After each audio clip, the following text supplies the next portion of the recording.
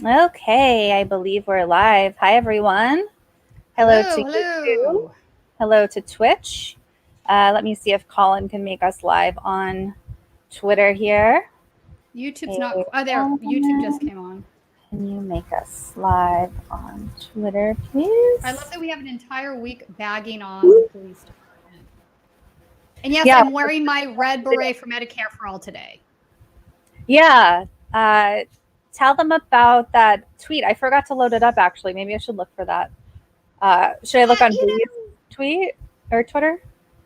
you could, I guess. So there's an activist group based out of not Seattle, but Washington State. I think they're a little bit more inland, but they make red berets as their form of activism to raise awareness for Medicare for All.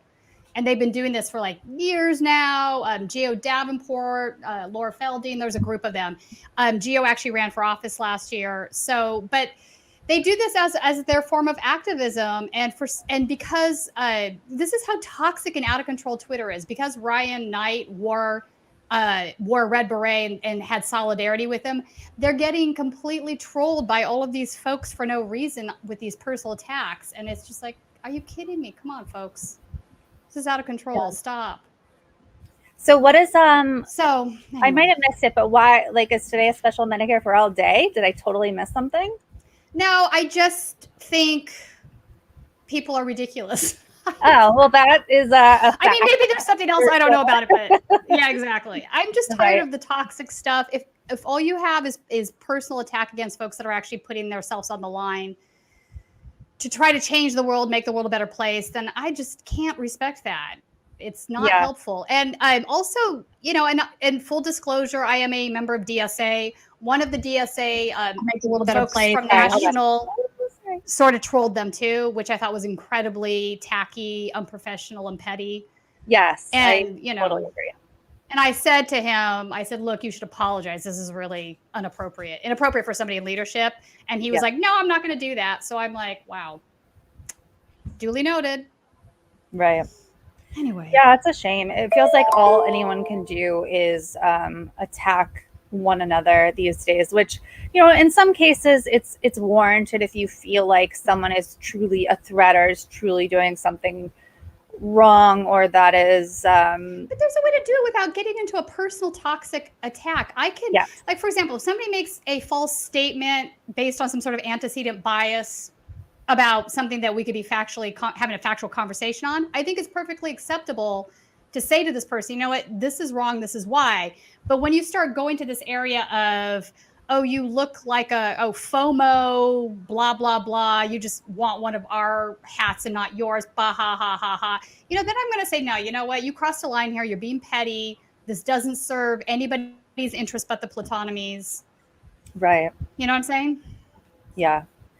Um, Michael, I know. So I'm in the process. I actually set up a webcam today. I'm actually using a GoPro, but not everything's here because I noticed that when I'm sitting in my bed because I'm sick. I have long hauler COVID, and so I'm not sitting at my desk like I normally do, where I have my light and stuff. So I'm in the process of like shifting to make it okay and not completely unprofessional to be broadcasting from my bed.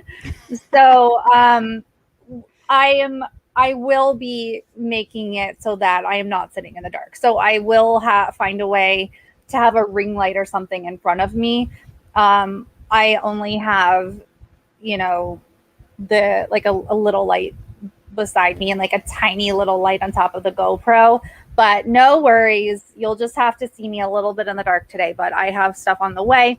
I have a better mic on the way, and like I don't even know what its purpose I is, but was with you when you got that tattoo, by the way. I just saw it. yeah, my I don't yeah, a lot of people don't know I got it, but it's a Solidarity Forever.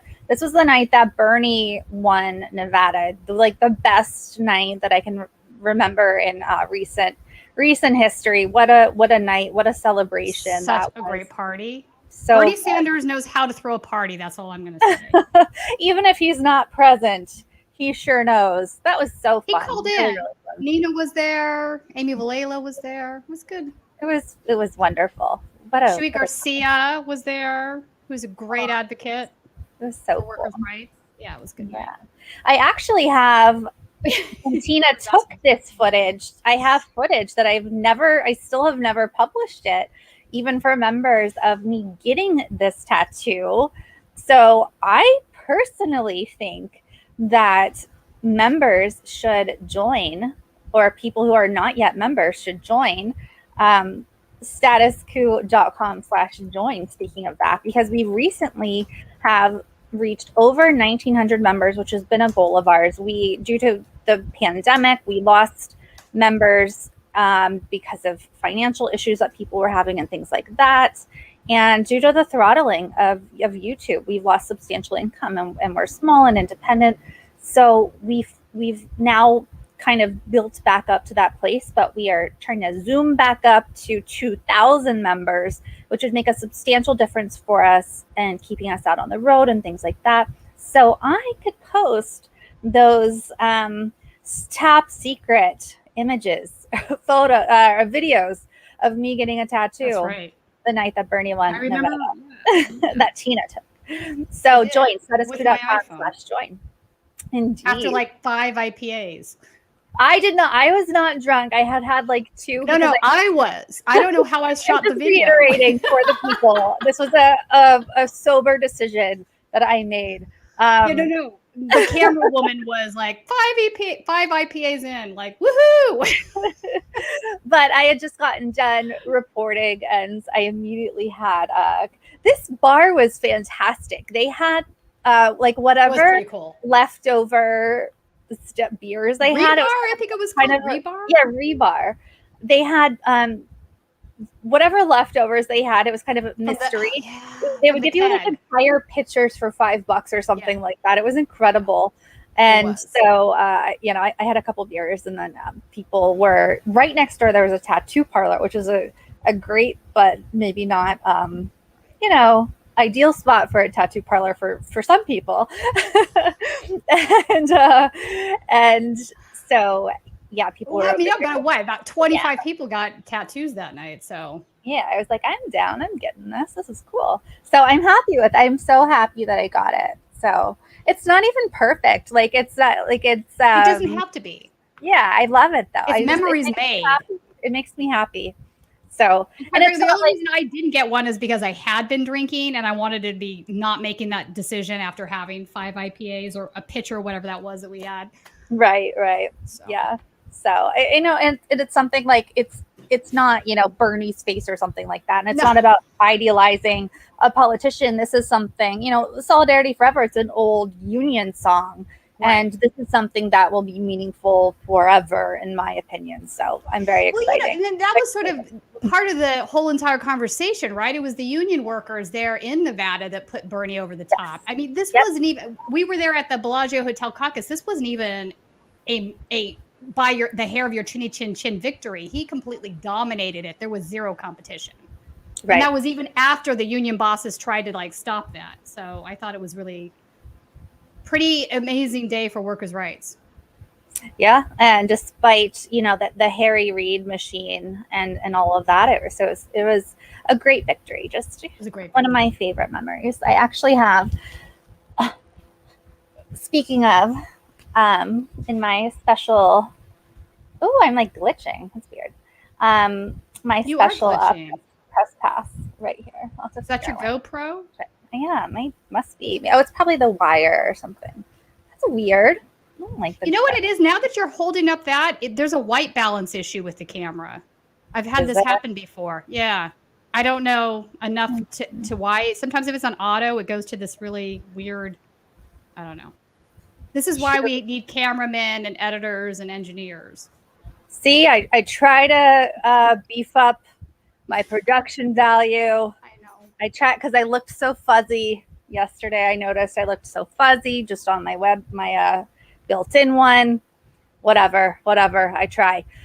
So today we're going to talk about some topics that are hard, as we have been doing repeatedly this week, and as we have to do repeatedly, because cops continue to murder Black people, and cops continue to be brutal and beat Black people and Brown people and journalists and just the systemic problem does not go away, and it doesn't show any signs of stopping despite the Derek Chauvin charges. And we have some news about Derek Chauvin as well.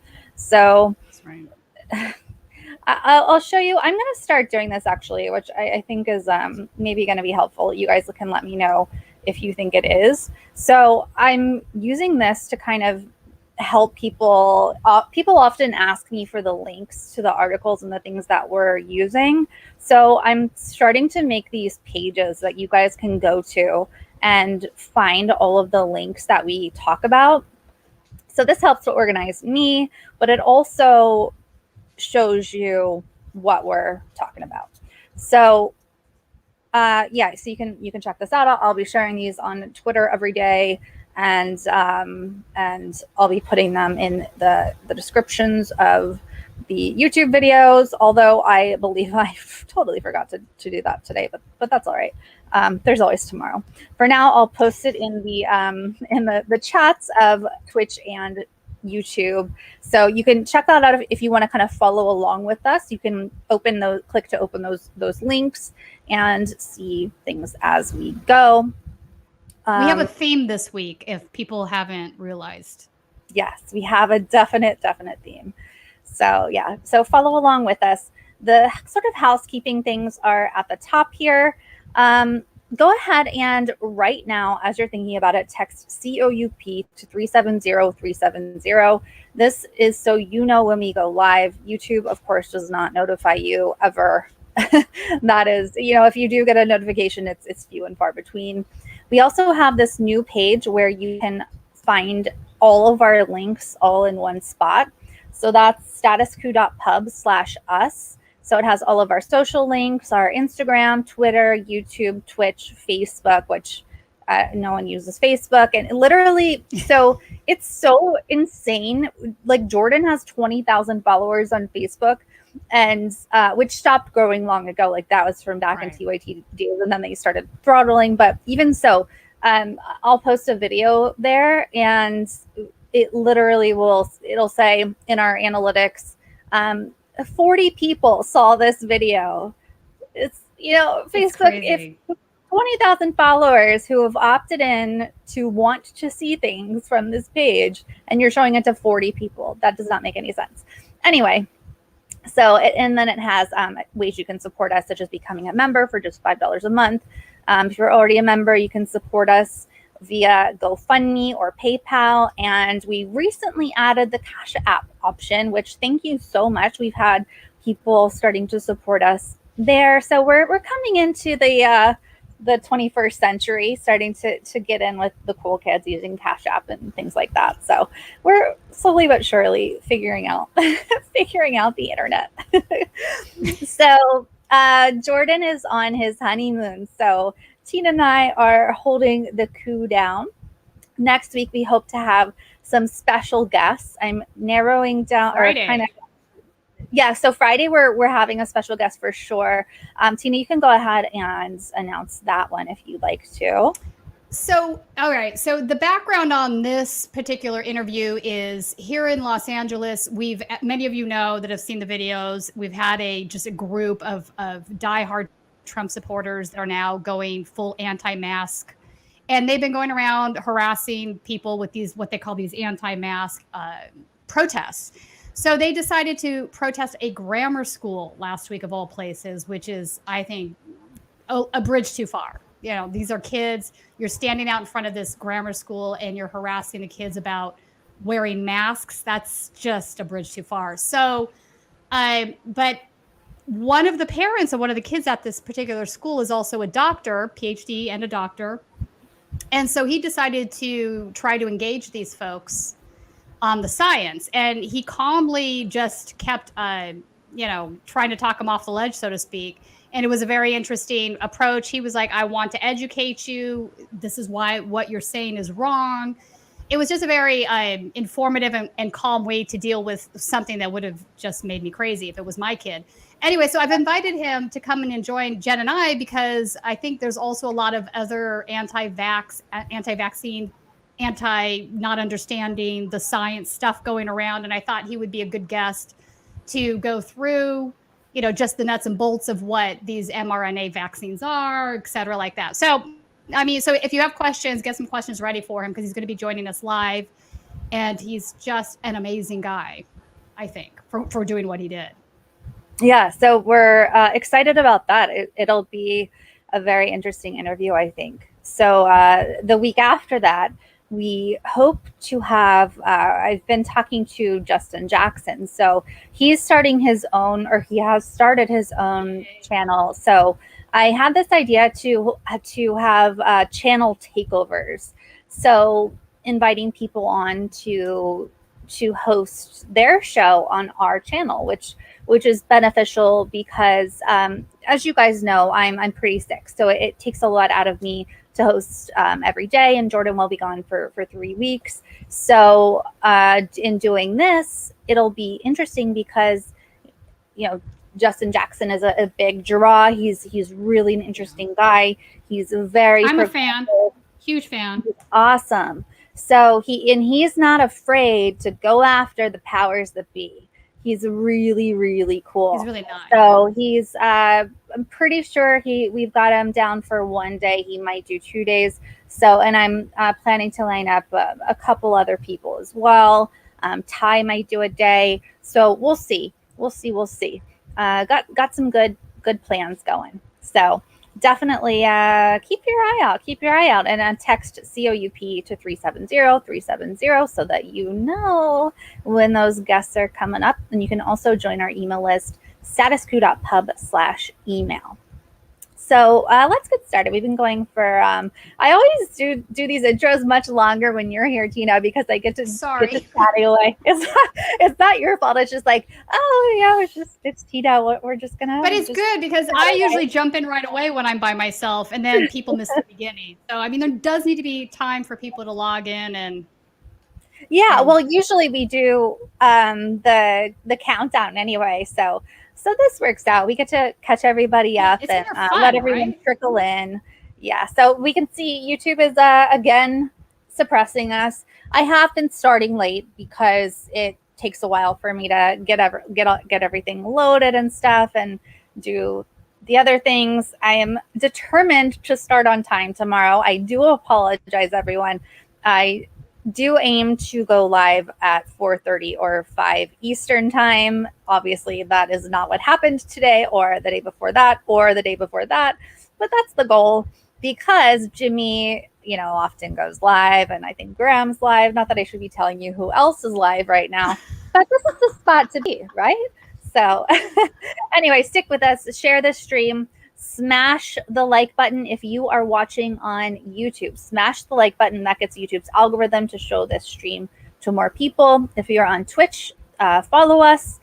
Subscribe if you've already followed or subscribed. Thank you. Let's dive in to this first topic here. And you'll notice that the headline for today is devastating. Cops don't care about Black pregnant women either. So before we get into why we have titled the headline that today, I wanted to show you a video from Charlie LaDuff, who is a great journalist out of Detroit. He's another one of those kind of muckrakers, one of those Hunter S. Thompson types who is persona non grata in the corporate media these days.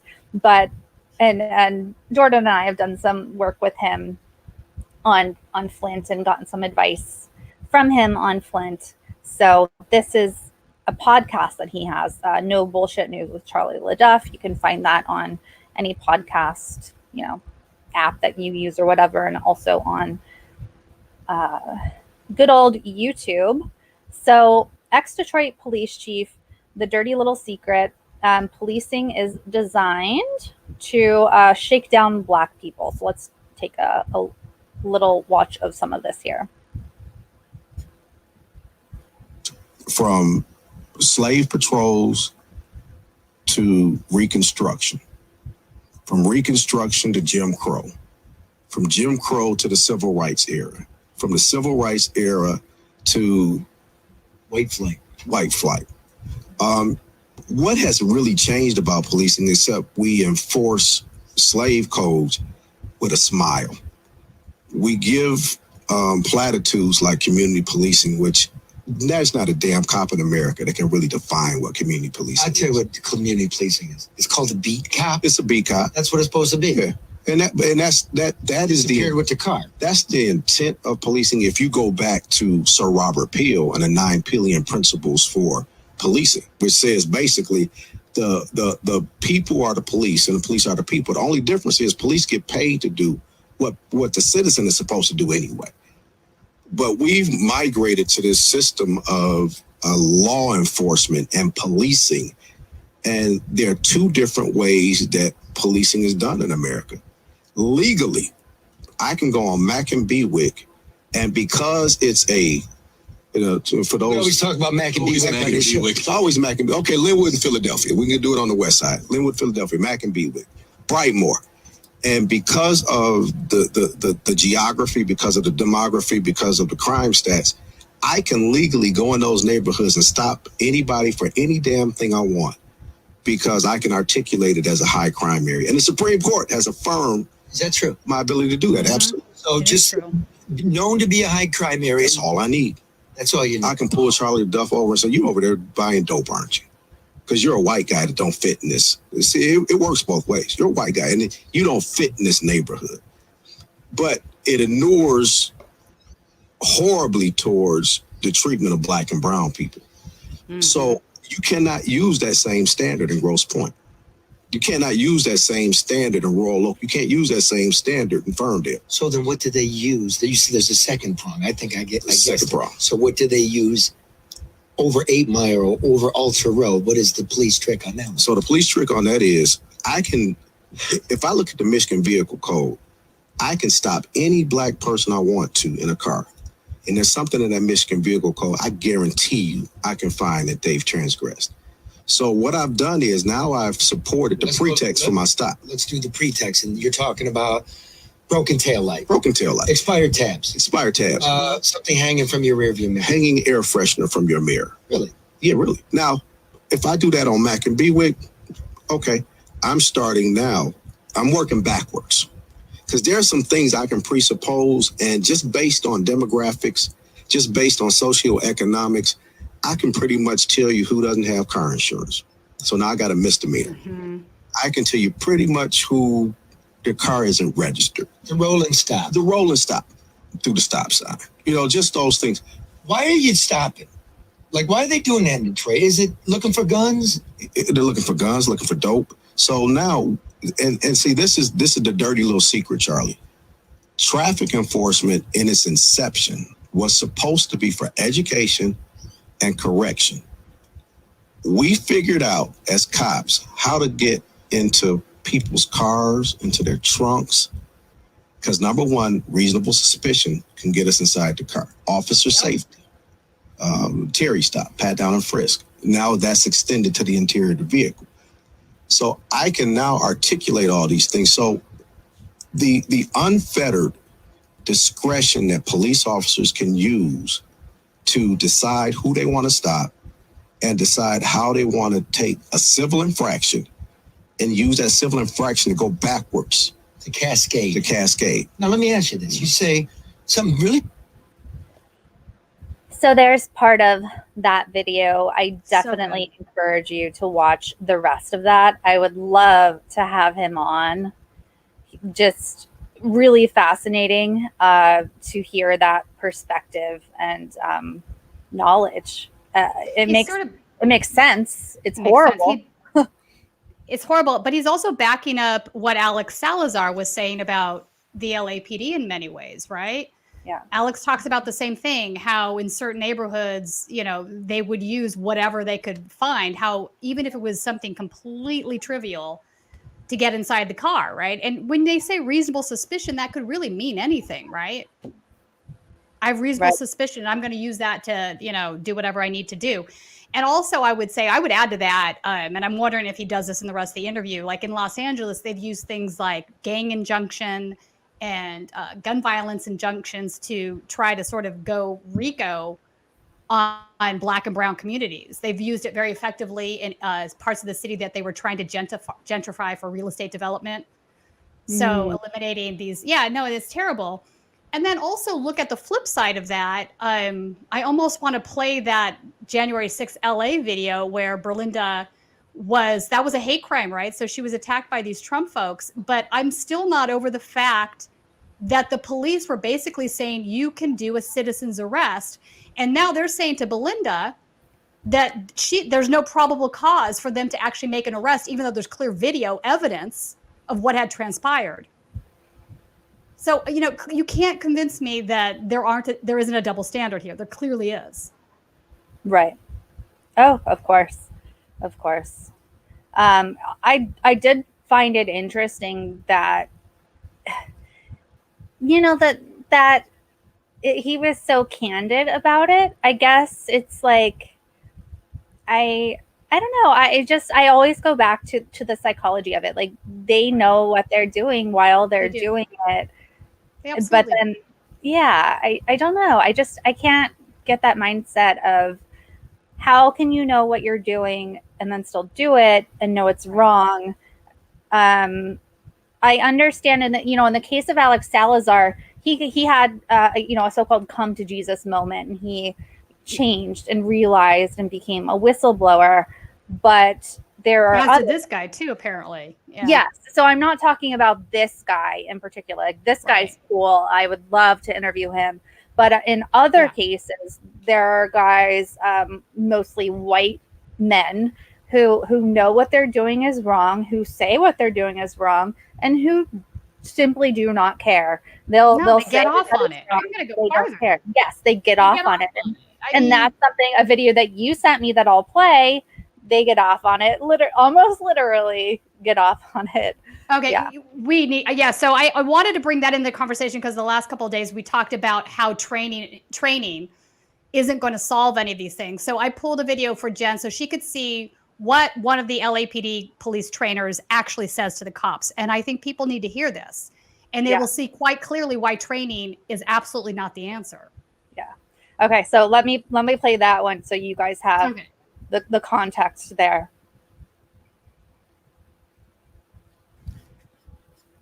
It's just frightening. It really is. My eyes went wide when I watched this after Tina sent it. And this is just a 3-minute segment. So imagine you attend this guy's 2-day course.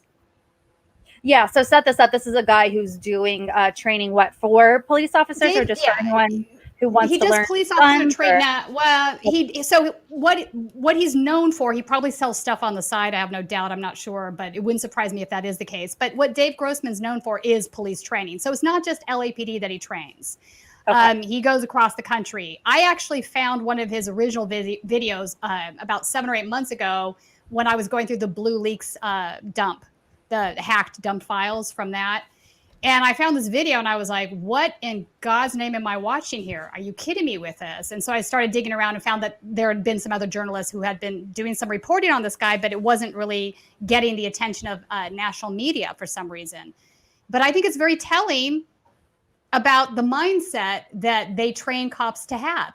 They really come out into the street and you're the enemy. There's no two ways about it. And they encourage you to, these cops, as you'll see. Well, let me just play this video because it sort of speaks for itself. Absolutely. 1 second. I accidentally closed the wrong window. That's what happens when you're doing your production by yourself. Bear with me, folks. No worries. Where did it go? Here we go. All right. 1 second. Sorry, guys. I need to make sure that I have the right thing up. Okay, here we go. Okay, so this is the clip that that Tina's talking about. Prepare to be horrified.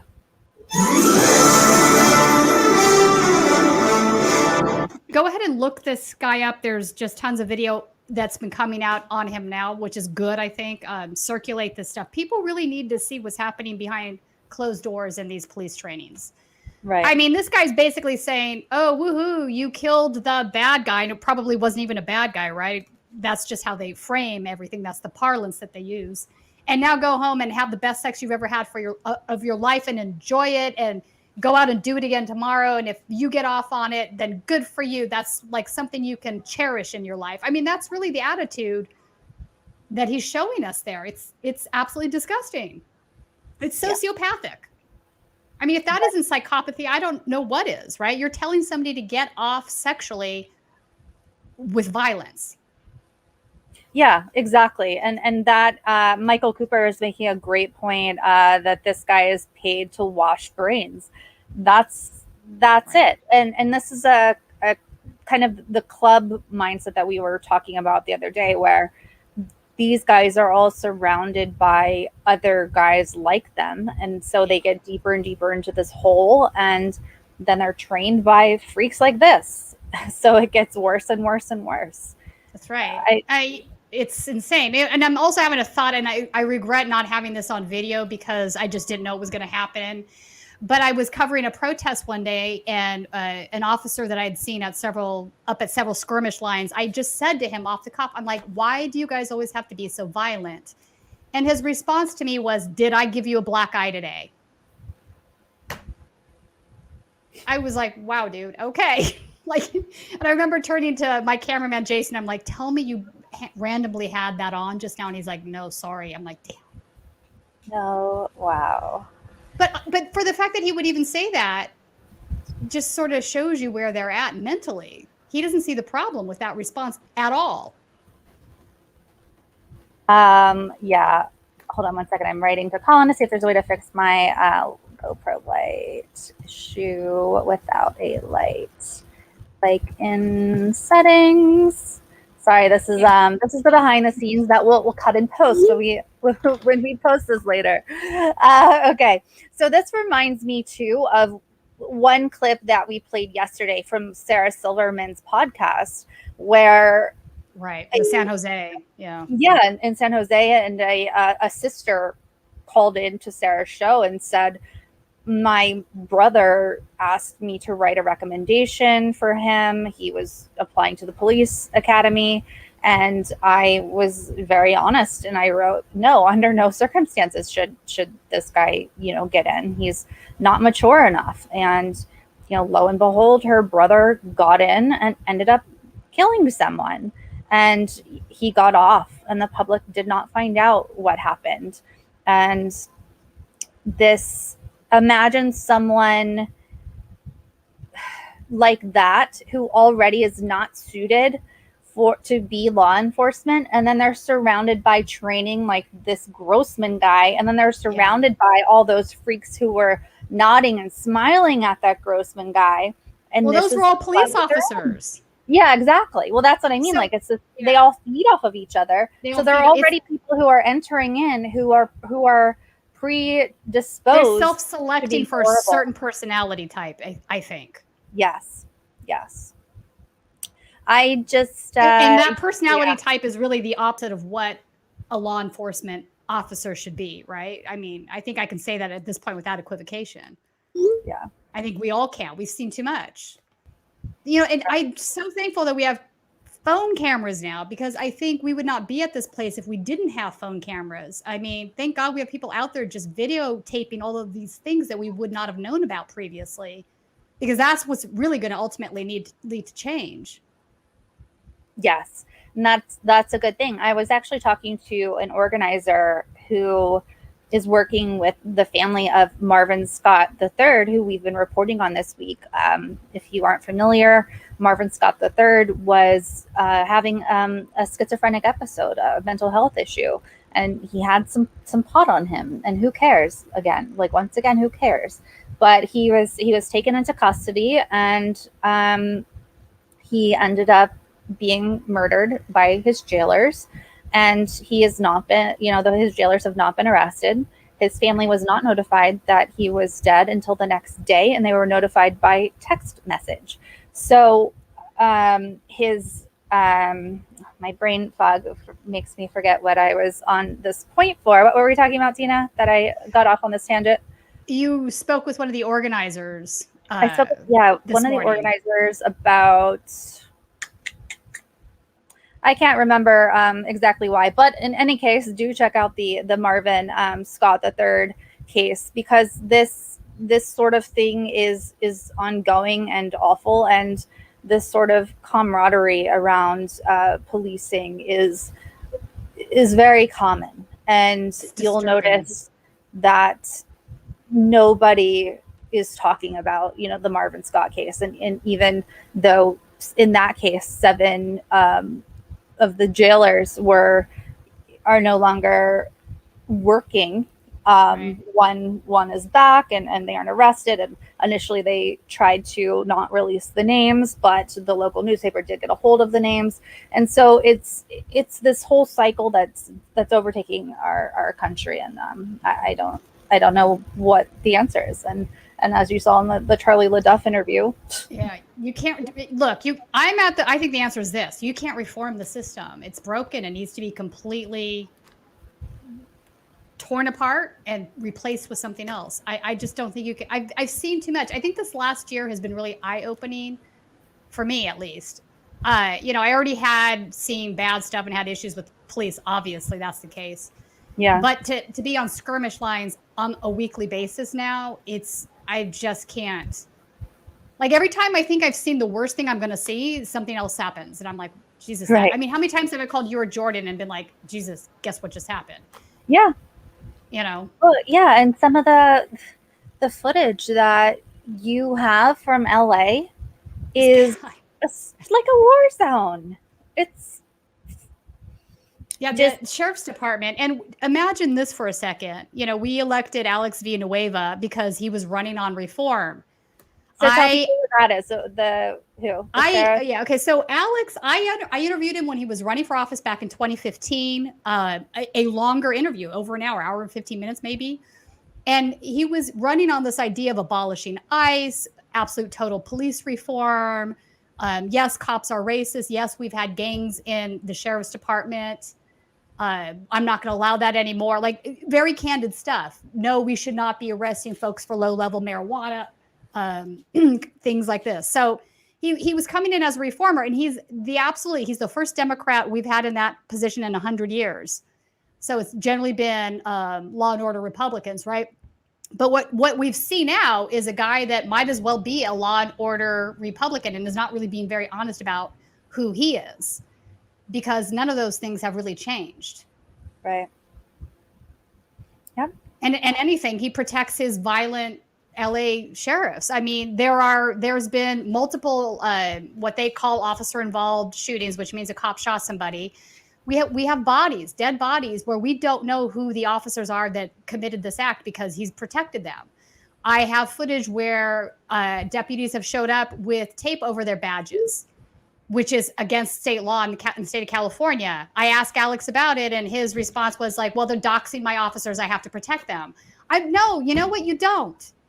They're public servants. They work for us. They work for me. They work for every taxpayer in the city. And if they're behaving badly, they should be held accountable. Right. You don't get to shield them from being doxxed. Then you go on some of these folks' social media pages, and you find all kinds of appalling things. There's a reason I've been able to find 5 3%ers and 4 Proud Boys. 3%ers are. A lot of people don't know. Okay, those are it's a right-wing militia group. They're related to the Oath Keepers.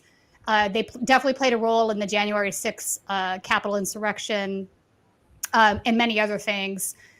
One of the folks that was arrested, for example, up in the San Jose area, who was also a 3%er, was associated with law enforcement. There's a guy now that we can talk about, say his name, Rick Fitzgerald from Fresno Police Department. He was fired because he absolutely is a Proud Boy. But point being is, what he's protecting is right-wing violence. And that seems to be okay with the police, because every time there's a protest and a counter-protest, it's never the Trump side that gets an eye or an arrest or a takedown or rubber bullets or tear gas. It's always the BLM side or the Antifa side. And now they're absolutely targeting Antifa folks.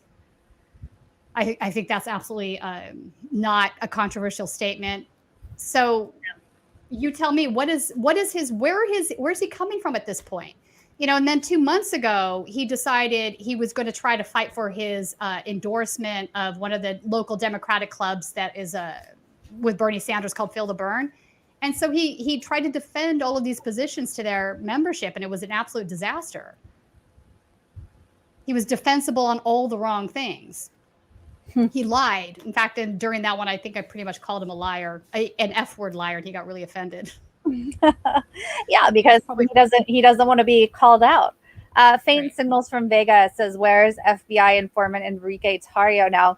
That's a good question. As far as I last heard, he is just back doing Proud Boys things. I am extremely curious if he is still an FBI informant. My gut is I think maybe. I would think maybe. I still think. I mean, there's some back and forth movement with the folks that they've arrested in the Capitol. What is there? They're up to like 18, 19, around there somewhere. I'd have to go look. Of Proud Boys specifically? Yes, correct. Yeah, I'm sure of that number. And a big chunk of them are from California, which is not surprising. I think they still might try to go for conspiracy charges on that. I mean, it remains to be seen, but it feels that way to me. But I doubt that they're going to be able to make. They're not going to be able to make all of the rest that they want to make within that area unless they get somebody informing on each other. So I'm sure they're doing that whole prisoner's dilemma, game theory stuff with these guys, trying to get some of them to turn tail. Right. I mean, look, if I was one of these Proud Boys, I'd be careful about trusting my fellow Enrique Tarios. He's already showed you he's an FBI informant. Who knows? It'll be interesting to see where they go with that. But I also think they're using that same premise of the January 6th, what happened January 6th, to go after Antifa activists. And this to me is problematic for two reasons. Number one, activists that self-identify as anti-fascist, they're not a club group in the way the Proud Boys are. The Proud Boys are absolutely a group. You join them, you go through an initiation, you follow the rules, you're definitely part of a fraternal brotherhood. They like to say they're a drinking club, but come on, man, it's way more than that. That's not the case with anybody that considers themselves an Antifa activist. It's a movement. It's not a group. It's not a formal group by any means. It certainly doesn't have any central leadership. So to blanketly, and then of course I've seen, police things where they say we're going to pre-arrest folks that are dressed all in black, that look like, they like to use this term, that look like football players. Look like football players. So what they're describing is folks in black bloc, right? That's clear. So I think it's very dangerous in the sense that they're going to do what they want to do, and that's go after left actions. Right. This is the excuse that they needed, even though it's not the same. I mean, really, how could you say this is the same? But they will. Yeah. I feel like Veruca Salt in Willy Wonka. I'm turning bluer by the second. I don't know what's blue now. I don't know what happened. I'm getting bluer. I'm blue. You know why, guys? Because there are no super chats right now. We had an amazing super chat day yesterday. A really great super chat day yesterday. Keep those super chats coming so that Jen is not so blue. I'm blue, guys. I'm blue. No, seriously, show us some super chat love. Yeah, you're very blue. And also, no, we're not back the blue. Can we stop calling Antifa folks rioters? That's really offensive. That's just ridiculous. Look, if you're anti-fascist, you're against fascism. The point of every action that they engage in is to fight fascism. That's what they do. So I'm anti-fascist. I think fascism is very deadly and very wrong. I don't think that should be a scary, controversial thing. And the reason folks dress in black bloc is to disguise who they are. They become part of the group that way, and they're not distinguishable. There's reasons for that, right? Right. I mean, but hang on. Okay, let me ask you this. Let me just, for folks that I like to sometimes address the counter argument preemptively, because I could see why, but what about, right? So, but what about, they're obviously, vandalizing, or they're spray paint, like they'll come up with a list of things, right? But here's the thing. While that's going on, I can show you footage of the fascist side of the protest, in which we have guys waving handguns. What is more scary to you? Somebody bringing a handgun across state lines without a concealed weapons permit and waving it around a protest in a threatening way versus somebody that spray paints a cab? Does that really need to be a discussion? Right. Yeah, you're right. And I'm tired of seeing the edited videos. Jack Postbike, I'm talking to you. Steal my video. You edit it to say something else. Oh, right. Know, he stole it for. Oh, I thought that was Cernovich who stole your video. No. That was Ford Fisher. That. Oh, right. Okay. A lot of footage they all do the same thing, and they all do the same thing, but they edit out the sections, and it doesn't tell the whole story, right? So what happened prior to that was this incredibly coked out Trump supporter was going after people. He hit somebody with his flagpole. He had been threatening to bear mace others, and I think it probably later on he did. I can't remember now. But point being is none of this stuff escalates in a vacuum. And also, I would say that guy has been associated with all of the Capitol insurrectionist folks. So he's definitely part of that hardcore group that travels around and has been very violent in more than one place. Portland, Oregon, San Diego, Huntington Beach, Washington, D.C. Yeah, those are real hotbeds, and those folks are definitely ones to keep an eye on. There's more going on there than they're hurting people. They're absolutely hurting people. They're threatening violence. They have engaged in violence and harmful acts. Meanwhile, you're worried about property rights. Right. That's the concern of conservatives and cops over right. Black folks. Like, you have hurt feelings because somebody put a cab on the side of a police station. Okay, whatever. Right. All right. There's a beef there to be had. There's a reason these folks are doing that, right? It's a form of protest. Yep, exactly. The Firsty Ferret, $5. Boop. No, there's more than one violent Trump supporter, obviously. Oh, of course. Thank you for getting the super chats going, the Firsty Ferret, despite my Veruca Salt appearance. I appreciate it very much. You're getting more purple by the minute. Super blue, more and more. What is happening? What a life. And then I saw another one. Where'd it go? I don't know. I just get very frustrated with this stuff. Misanthropic and Out of Coffee, $5 in the super chat. MSNBC, the official network of the super delegates. That's true. I mean, I wonder if we did a count of how many super delegates appear on MSNBC in a year. I bet the count is multiple. All of them. All of them and multiple times. Yeah. Super chats are super duper indeed. Keep them coming. We really, really appreciate it. Yes, faint signals from Vega. Ford Fisher had some footage stolen and used in Cernovich's, I don't remember, it was called Hoaxed or something like that, or some. Yeah, I can't remember either. He ended up having to pay Ford quite a bit of money though because it was stolen copyright infringement, not licensed footage. So I'm like, Mike, come steal my footage. Don't invite that, but if it so happens, then people need to pay, certainly. All right, so we need to get on with the news here, the yes. Other news, because we have some really important things that, or incidences that flew well under the radar, and yeah. I did not hear of these. I don't know if you did.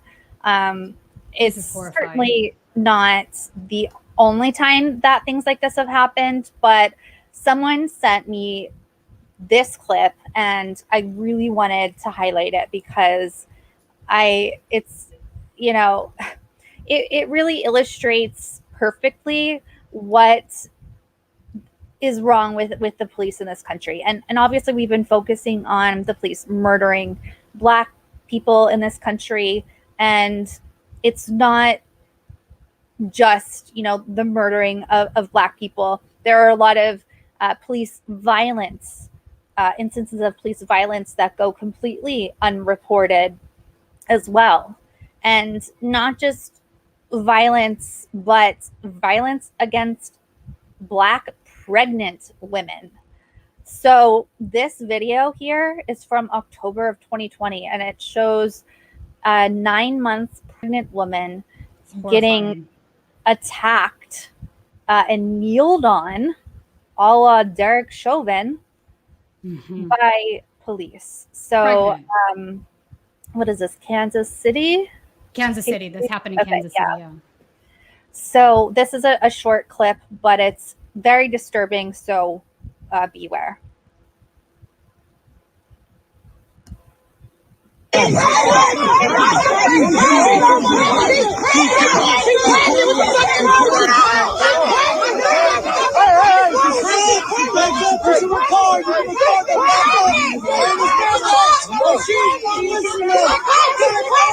Oh my God.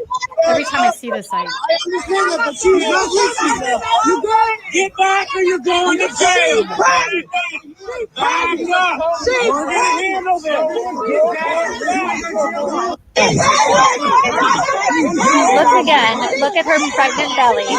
They have her like flat on it. very, yeah. She's very pregnant, not a little pregnant. It's clearly, obviously pregnant. And the guy puts his knee Yes. mid back, which would be pushing on the fetus. Like, Yes. this is so many levels of disgusting. You got to get back or you're going to jail. And then what is the Yeah, yelling? I have Get to be back or you're going to jail because I would be freaking the hell out. I would be in jail. I'd be right in now. jail. Yeah. Which that is wrong for me to say because obviously the people in that situation I can't. No, say. that is our white privilege talking. Yes, I mean, clearly, it is. when I'm up at a skirmish line and I engage with the police, that is my white privilege ability. That is my Yes. white. No, this is a double thing. It's my white privilege, press credentialed privilege, ass Yes. speaking.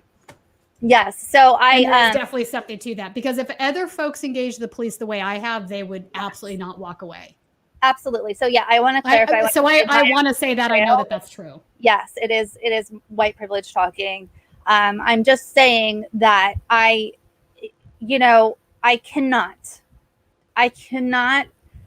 fathom being a person who could see a pregnant woman, 9 months pregnant, kneel on her back on the ground and be fine with that and feel like that's okay. What the hell?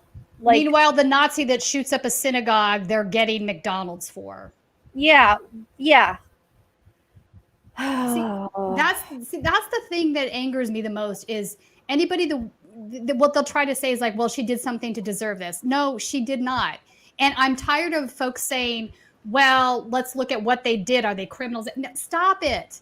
They clearly don't treat guys that are white who have done way worse crimes with such violence. They absolutely don't. We have too many examples of this being the opposite, right?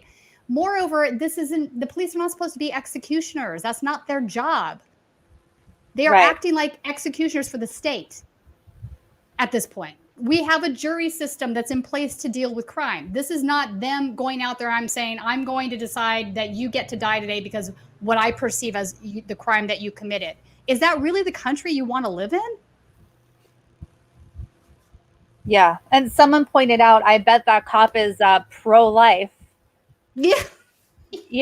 These people who show up. And last year, I went to, this might have been before the pandemic, but I went to the stupid March for Life thing to report in DC that they hold every year.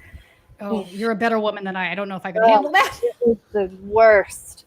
But imagine how those people would have reacted to that video. I bet you a lot of them would have said, oh, she deserved it. She should have, done what she was supposed to do. That cop had to restrain her. Yeah, so pro-life of you freaks. And so that video, obviously, again, that's from October of 2020. Yeah. But I didn't see that making national news. And it should have. And not the only one. There's been several times when there's another one that I have ready to go, ready to show you guys yet another pregnant woman getting brutalized. And the only reason that we know about these is because people pulled out their phone. People pulled out their smartphone and recorded this. So imagine all of the times that this has happened to Black people and brown people in this country, and we just didn't know. Imagine how many times This happens still today, and there's nobody around. Imagine all the times, like right now, you don't have to imagine it because it happened, that it was filmed and still nobody knows. Like right now, like that's what we're talking about. That's the situation that we're in. Jason C, $5 in the super chat. We're proud of Blue Gen. The TYTs don't have a Smurf like we do. Go at Status Kudos. Thank you. I appreciate that you guys stick with me despite my brain fog and my Smurf Veruca saltness. I love you all. I'm gonna start calling you Smurf. That was your new nickname. I like it. I like it. I'm sweating. Like you guys are cool. You only care about the news. You don't expect CNN here. Yeah. Well, Paul's right. We've accepted this as normal, and this is not normal. No. This is absolutely should not be normal. If this is what we've decided we want as a country, then this country is beyond a failed state. I mean, my God, Exactly. Really? Exactly. So this is a news article that came out back then in the New York Daily News, which isn't, a bastion of journalism, but it's one of the only articles we could find Which is crazy. about it. But can we say that's how sad this is, that is the only... They made me turn off ads, and so here we go with all the ads. See it. Kansas City police violently arrest pregnant Black woman, defend their actions. So this is the follow-up to the same, right? Yes. Okay. So this came out October 3rd of 2020. Kansas City cops forcefully arrested a pregnant Black woman Wednesday, and one officer knelt on her back while she was face down on the ground. Police officer, sorry guys. Police leaders defended the officers, saying that the woman grabbed and touched cops before they took her down. I mean, so what? So what? Yeah. I'm sure you're fine. Local ABC affiliate. If that's enough to put you over the edge, then you know what? You shouldn't be a police officer. But again, right. How many times have we seen them take down murderous white dudes that have committed hate crimes where it was, we're going to be kind and gentle with you. So I don't buy that bullshit from them anymore. It's a lie they've told too many times. Yep. So this is the same video that we just watched. Cops said the woman was taken to a hospital, evaluated, and released, according to a local NPR affiliate, WCUR. They said the woman, who WCUR identified as Deja Stallings, got in the way of their attempt to arrest a man named Troy Robertson. Got in the way. Got in the way. I mean, do they hear themselves?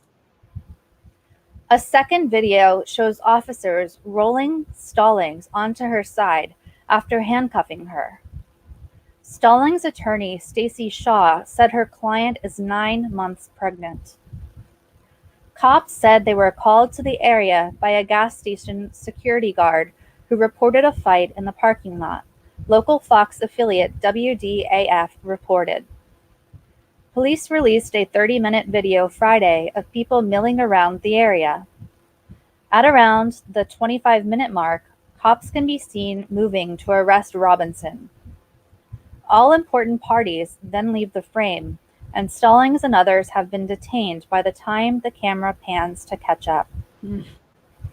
Police said Robertson kept returning to the gas station after officers asked everyone to leave, so they decided to arrest him. Several community leaders, including the NAACP and KC Urban League, demanded Friday that Kansas City Police Chief Rick Smith lose his job, according to KCUR. They also said the individual officers should face consequences. Kansas City Police said they'd search for more surveillance video of the incident and continue an internal investigation. Meaningless. So that's, of course they're going to defend their insanity. Mm-hmm. So earlier, I actually sent Tina, because I was running behind, and I had found that someone had sent me that video and I didn't see it until kind of last minute, and I was so horrified. And so I was trying to find that incident, because the link that the original person had sent me was without context or location. And so I then found this article and I said, oh, hey, Tina, is this the same incident? No, that's a different one. Not? And so Tina figured out, no, that's a different one. So here is a second instance. This one is from June 26th of 2020. Miami Gardens officer accused of forceful arrest of pregnant woman bonds out of jail. So this will probably play an ad or something. Sorry about this. Also on 7, prosecutors accusing a former police officer of crossing the line. And he was arrested and charged for using a troubling tactic during a takedown. That ex-officer now out of jail, but as 7's Jessica Holly shows us, he's far from being out of trouble. Cop out and because of this. Jesus. A strip club shocker in January in the Tootsie's Cabaret parking lot. Get back! It's where 32-year-old Sophia Satchel, who was pregnant at the time, was taken into custody, tased, and arrested after a confrontation with Tootsie staff. Her encounter with then officer. What kind of psychopath tasers a pregnant woman on the ground like that? Like, what a freak. Horrible. What a psycho. Yeah, I mean, it's psycho. Tina, I bet if you analyzed, like, if we could see all of his tattoos, I wonder what we would find. You just read my mind. My mind was already going there, just so you know. So this story, WSVN, local Miami outlet. A former Miami Gardens police officer accused of using excessive force in the arrest of accused. She's literally tasing a pregnant woman in the stomach. Isn't just. Yeah, I don't think this is an alleged incident. We know what happened.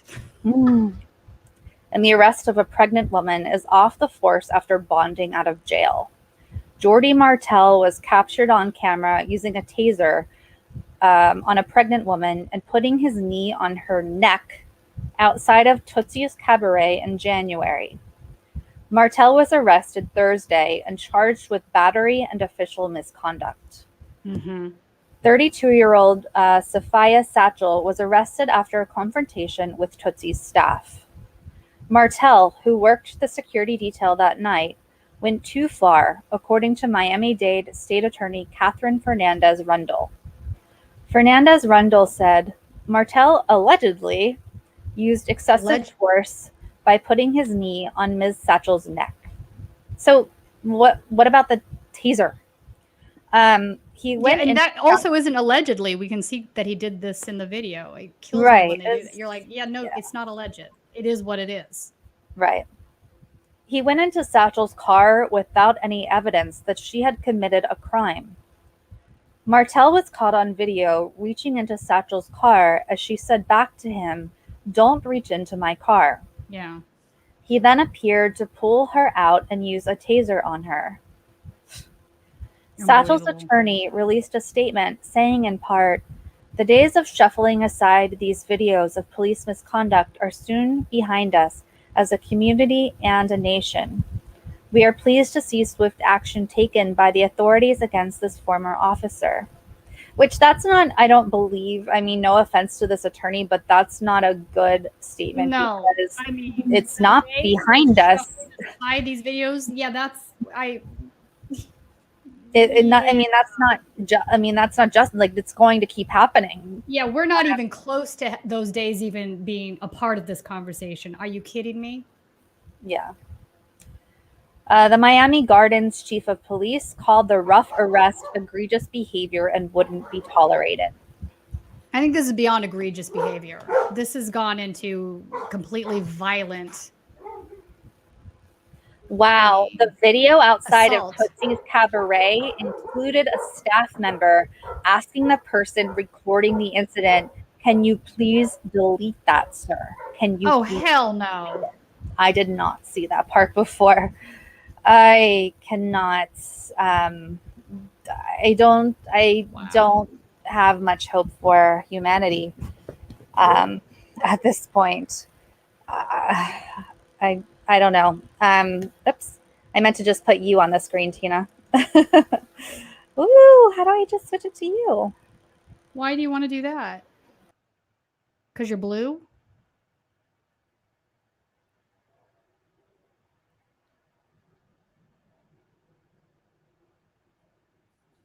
Hello. I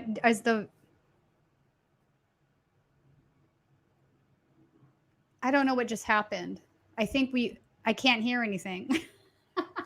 Hypatia is a very big puppy. Can anybody hear anything?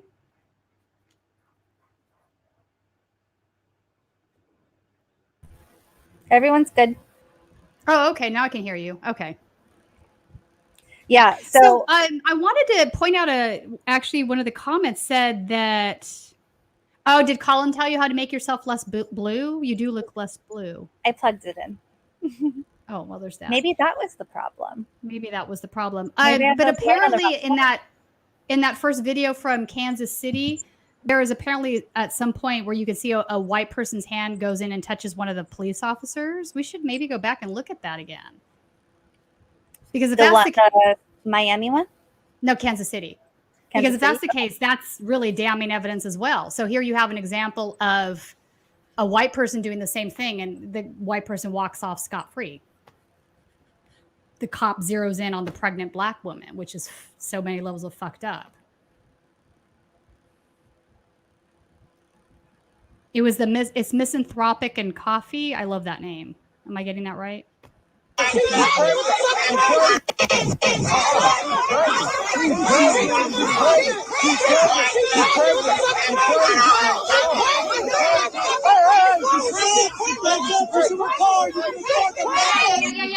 Hang on. I mean, you just saw right there a white. I don't know if that's the same one. It probably happened more than once. Right. You good? Get back or you're going to jail. Back up.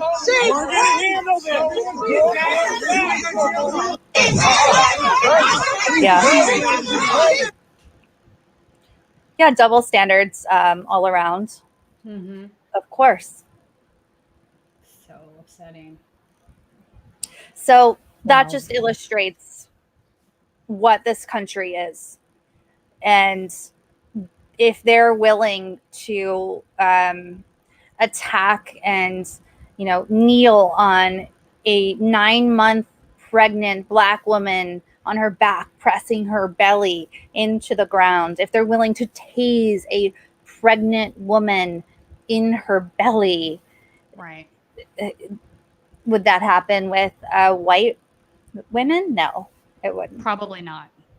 So Slim to none chance. I mean, there's a few examples we see of that, but nowhere near at the rate. Nowhere near. Sure. Not even. Right. Those are the outliers. Sure. Yeah. So I just wanted to highlight, along with the horrific murders of Black people at the hands of police, there are also these underreported stories of police violence and of violence towards Black women. And I think that these stories are essential to highlight as well, because it doesn't just stop. It doesn't stop at all. It's systemic and it's awful, and the racism is rampant, and anyone who says that they don't see it or doesn't believe it's real is lying. Yeah, I agree. It has to be addressed. It's too obvious. It has to be dismantled. People like that cannot. Someone who could do that, who could stomach doing that to a pregnant woman, should not. Yeah, no, it's frightening. Should not be. Yeah, absolutely not. And again, we have to get rid of qualified immunity, because it's gonna take more than Derek Chauvin going to jail. He's just been offered as tribute right now, when clearly there's many more examples of police officers that need to be prosecuted for the crimes they commit, because these are crimes. We need to stop looking at a police officer doing the same thing a civilian would do and say, well, he's a police officer, so that makes it okay. It doesn't make it okay. Yeah. That's a ridiculous bar. Why have we all been brainwashed into believing that that is the case? Because that's sort of what we've been told, right?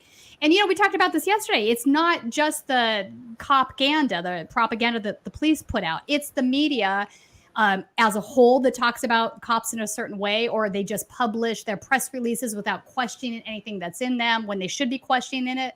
And I also think it's Hollywood, and it's the way they framed all of the cop TV shows and the cop movies, right?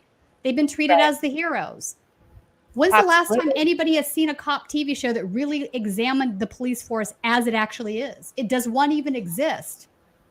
Yeah, I can't think of any that addresses it. Maybe we're going to talk about the Colombia Revolution soon. Somebody's giving that. Maybe maybe something like the Wire a little bit. Something from the perspective of not a little bit still, but there's still a sort of glorification that happens with law enforcement, right? Yes. And why are we glorifying these folks when the reality is they're behaving like a brute occupying force? They've been given military grade weapons for reasons I can't get into beyond or fathom. And obviously that's related to money. We went through that 2 weeks ago. They get it through the DHS grants. They get it through sections of the code that have been there since Eisenhower, right? Where they get the excess stuff from the Defense Department. So there are things that led us to this place, and it's so beyond reform at this point. Yeah. Chris Wynn asked an interesting question. I wonder if Tina or Jen ever enjoyed a cop or detective show, even knowing it's propaganda. I have to say, I've enjoyed stuff that I enjoy, a good murder mystery. I've always enjoyed figuring out,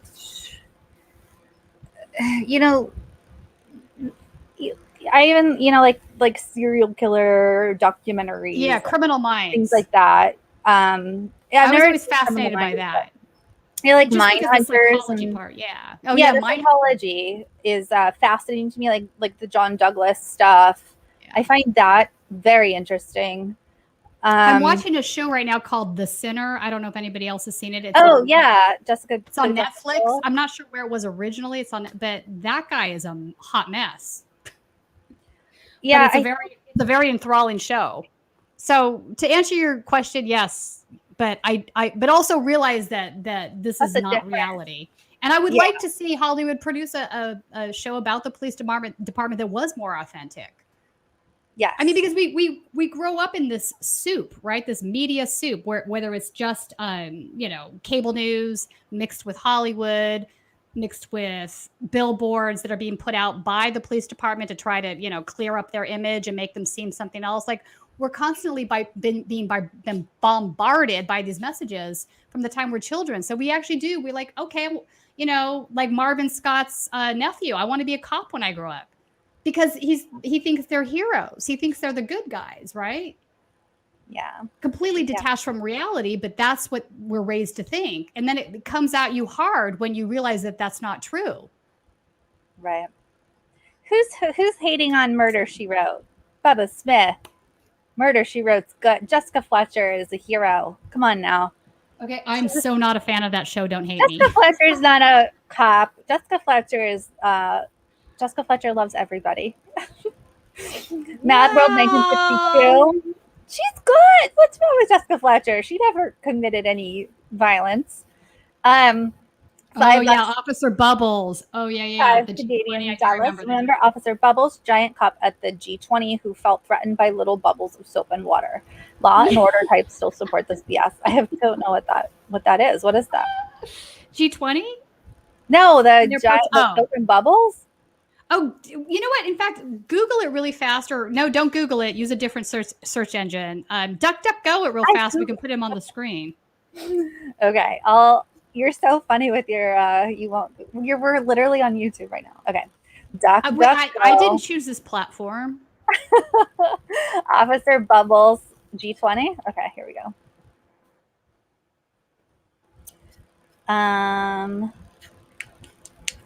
Matlock. I remember that show. Oh my God. Matlock.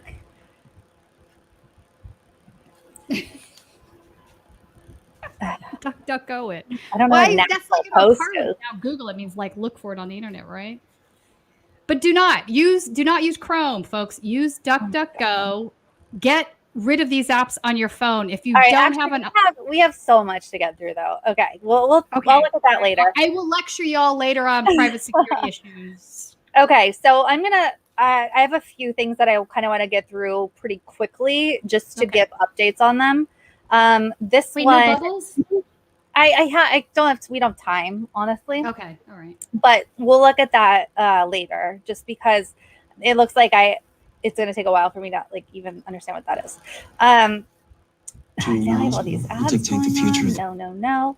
So this is just an update on Derek Chauvin, who, as you know, was convicted on all 3 charges. The charges were not anywhere near enough, but people felt it was a win, but not real justice. A step in the right direction, not anywhere close to systemic change, but here's the latest update. An attorney for Derek Chauvin filed a motion for a new trial on Tuesday. The former Minneapolis police officer was convicted on April 20th of second-degree unintentional murder, second-degree manslaughter, and third-degree murder in the death of George Floyd. The 4-page document filed by attorney Eric Nelson details a number of errors the defense believes were made during the trial, which violated Chauvin's constitutional rights to a due process and a fair trial.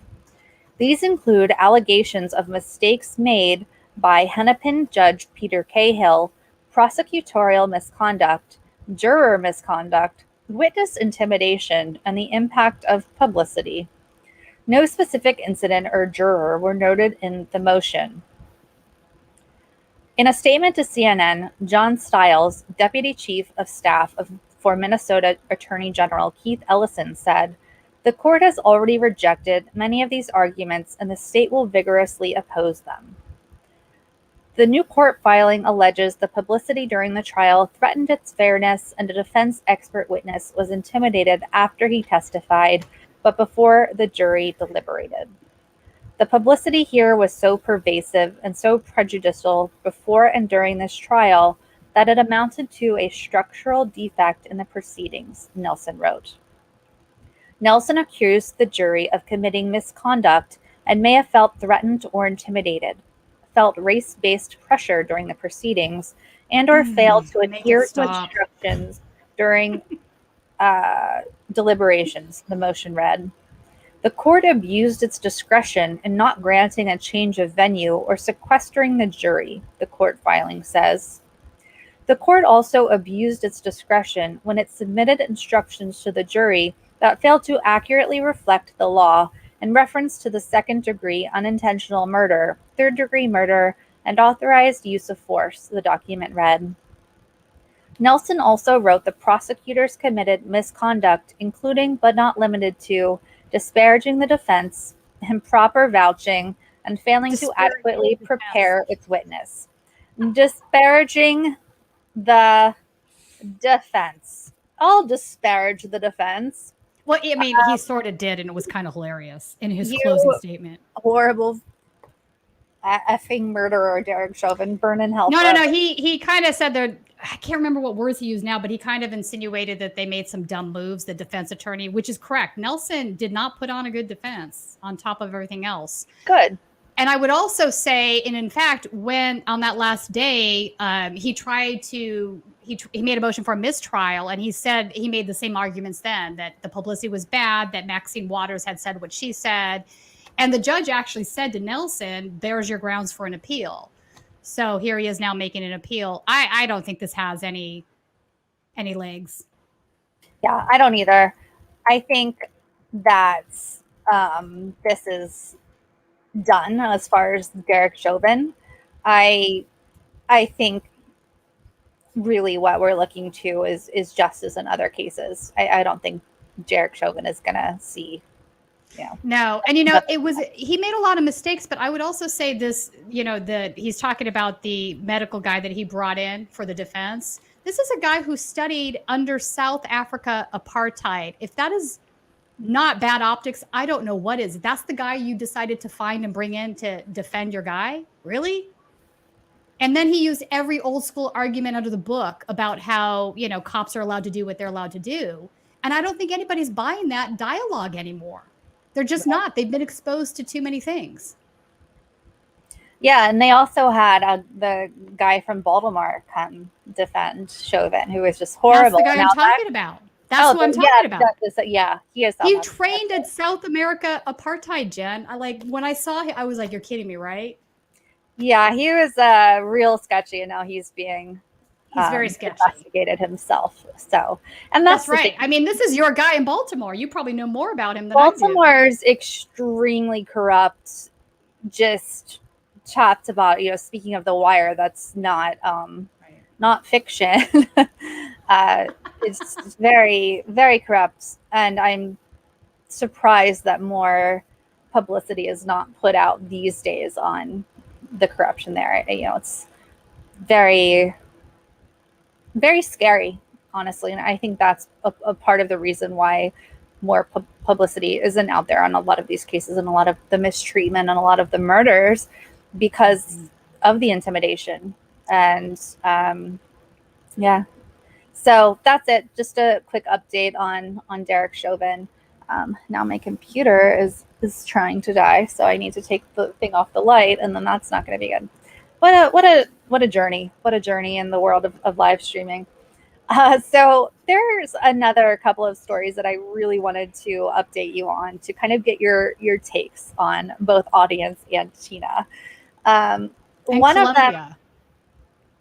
And Colombia, what do you mean? What's going on in Colombia? I don't have that on here. What do you mean? Oh, I sent you a text earlier. They're having massive protests in Colombia as we speak. Oh, yeah. I thought you meant like someone said that in the chat or something. Oh, no. So, somebody yeah, did, we can put that on. I didn't see it. I'm sorry. You can. If you can send me it again, I can put it up. Oh, you mean the videos? I think the best ones are really on Twitter, because now you're able to see, the activists on the ground using their phone cameras, showing you what's happening. I think honestly, we should take phone cameras and drop them in every area that has issues. It would change the world in so many ways. If people actually saw what was going on, drop some phone cameras into Gaza, drop some phone cameras into Darfur. Right. Let people actually see firsthand, the violence that's being wrought in these areas. Yeah, absolutely.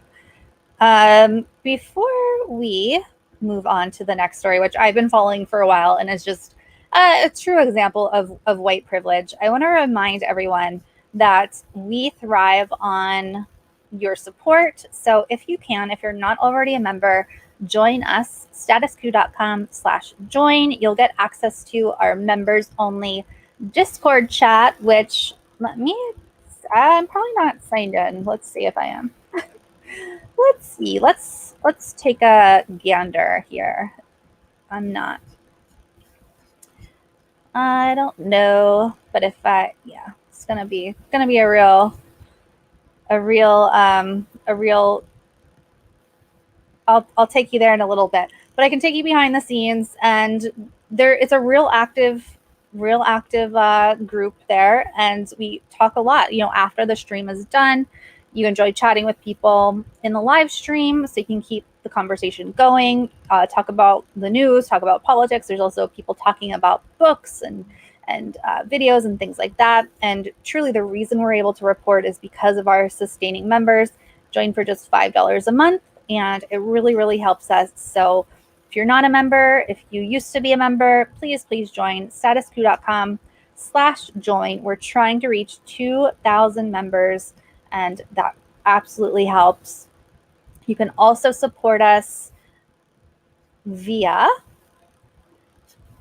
any of these links, our GoFundMe, our PayPal, or our Cash App, and you can use statusq.pub/US to access any of these links. And I will pop in the Wakelet page so that you can do any of those things. And we are small, we are independent. So the reason we're able to report and do what we do is because of you guys and because of your support. So as I said, this story is one that I've been following for a while.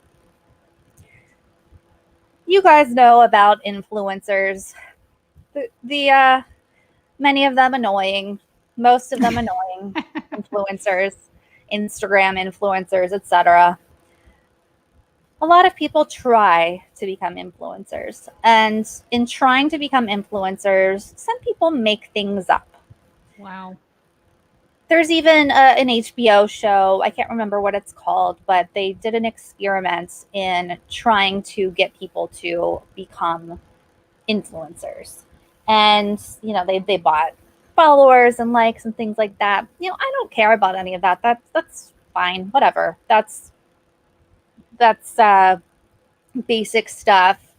That doesn't harm anyone, in my opinion. What this woman did does harm people. This white woman, harmed people by being racist and alleging that people of color tried to kidnap her children to become a mom influencer. So this is a very disgusting story, and she finally is seeing some consequences for it. So if you have not heard of this story, buckle up, because it's a true example of white privilege and white disgustingness and just influencer culture and the sickness of social media. This is out of SFgate. Charges for Bay Area mom influencer whose alleged kidnapping story went viral. An aspiring Bay Area mom influencer has been charged after police say she falsely claimed her children were the target of a kidnapping attempt in December. Katie Sorensen, who lives in Sonoma, was charged last week with 2 counts of making false reports, 1 to a police dispatcher and 1 to a police officer. Each charge has a maximum penalty of 6 months in jail. The news was first reported by the Petaluma Argus-Courier. So let's see if this has more of a background so I can tell you guys. No, that's recent too. Sorensen went viral last year when she posted videos on her now private Instagram at Motherhood Essentials. My children were the target of attempted kidnap, says Sorensen, sitting in her car, which is such a weird thing to even vocalize. But it happened, and I want to share that story with you. She then claims on December 7th, she took her 2 small children to the Michaels craft store in Petaluma. While in the store, she claims a man and woman began to follow her, allegedly talking about the features of my children. Sorensen said the couple didn't buy anything, but followed her out to the parking lot. She accuses them of taking 2 steps forward, 2 steps back, before lunging for her stroller. Sorensen said she called for help, talked to the police, and then decided to share her story on social media to warn other parents. I saw these people. They didn't look necessarily clean cut, she said on KTVU. I felt uncomfortable. Well, in her mind, it means they're brown. I felt uncomfortable around them, and instead of making them uncomfortable with my discomfort, I choose to remain in my discomfort. The videos had more than 4 million views before they were deleted, and almost overnight, she went from 6,000 Instagram followers to over 80,000. And also, that says something about the United States that those videos received 4 million views. That's crazy. But in short order, Petaluma police cleared the couple, Sadie and Eddie Martinez, of any wrongdoing. The Petaluma Police Department issued a statement indicating Sorensen's story had inconsistencies. To date, the investigation has produced no evidence or witnesses corroborating the account provided by the reporting party, Sorensen. Evidence gathered has served to support the account provided by the couple from the store, Petaluma police said in a statement in December. The police chief said the incident would also be investigated as a possible hate crime. Sorensen has not been charged with a hate crime, however. Sadie Martinez's daughter, Isaiah Gonzalez, told BuzzFeed News they saw the videos take off along with Save the Children proponents on social media. The hashtag is commonly used by QAnon adherents driven by paranoid and dangerous beliefs about child sex trafficking. QAnon is a broad smorgasbord of conspiracy theories, but the majority of believers think a global organization of satanic pedophiles are enslaving countless children in sex rings. On and on. So, although Sorensen said in her video that she wasn't interested in pressing charges, police said in a follow-up interview she did want the couple prosecuted for attempted kidnapping. It was a good day today, not just for us, Sadie Martinez told the Argus Courier. It gives everyone a little bit of help. Things like this do happen, and we wondered for a while if she would ever face charges. I just wanted to highlight that because this stuff happens every single day. And in a lot of cases, the white woman gets away with it. The white person gets away with it. And thankfully, there were, store surveillance videos that cleared the couple and did not, show what the woman, this Katie Sorensen, was saying. So thank goodness for that, because this could have landed that innocent couple who, by the way, reports say were buying a figure of the baby Jesus. Like they were just living their lives trying to buy the baby Jesus. And this white woman accuses them of kidnapping her children for social media clout and That's racism. insane. That's jacked up. Mish says you're stuck on race. Like this is literally racism. I don't know what your issue is, but bye. See you later. It's a disgusting example of this that happens all the time. And this is a very rare instance where a little bit of justice has been had. And again, what if, how many times does this happen where justice is not seen? How many Black and brown people are in jail right now for things that they did not do? Because of things like this, because of false reports. So I just, I don't know. I just think it's yet she another. should be prosecuted for filing a false report. There needs to be more of that too. There would be fewer people doing that if there were actual consequences.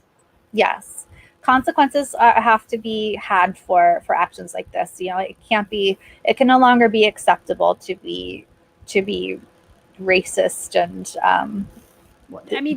To falsely accuse somebody. I mean, what if they had gotten away with that? Now you're sending completely innocent people to jail for no reason. Like, what? That's just so messed up. Right. There should absolutely be consequences for that. Yeah, 100%. There have to be. So that's just one additional story that I wanted to highlight. Keep those super chats coming, my friends. Here's another example that I wanted to share. I don't need a reminder here. Fox News Channel. I apologize deeply for the Fox News share. This one is about a story that you may have heard about, and I'm trying to figure out. So you're a business that's thriving. I'm already like, what the hell am I? Don't just bounce back. Whoa. Bounce. All right, here we go. I'm gonna have to unplug my my light. Warns America won't survive teaching our children to hate this country. I'm already worried about where this is going. Where what's going? Oh, this story. All right, hopefully my light won't die. Okay, so you guys are aware that there are a lot of very ritzy private schools around the country, and especially in New York City. So this is a ritzy school called Brierley. private school parents pressure to become Black Lives Matter activists, New York City Dad says. Andrew Gutman warns America won't survive teaching our children to hate their country and their history. A New York City father who went viral after pulling his daughter out of the Brearley School after 7 years shared new details about the elite school's left-wing culture in a new video interview with Fox News. Oh, God. Andrew Gutman shot to national attention after sending former New York Times editor Barry Weiss, which Barry Weiss is truly the perfect person to send that letter to. Oh, no. A scathing letter addressed to Brearley parents saying the $54,000 a year institution's obsession with race must stop. We already do a horrific job in this country teaching history, and now we're going to make that 10 times worse. We're going to eradicate that, Gutman warns in the new interview. Our country doesn't survive not teaching history and civics, and it sure as hell doesn't survive teaching our children to hate their country and their history. So can you guys guess where this is going? What part of their country and history do you think this guy has issues with? Confederacy and slavery? Like, what does he want to pretend that was a good thing? Where's he going with this? Dang. Left-wing activism was the norm at the school, according to Gutman, who said family were pressured to advocate for Black Lives Matter. Let's see if let's see what this loser has to say.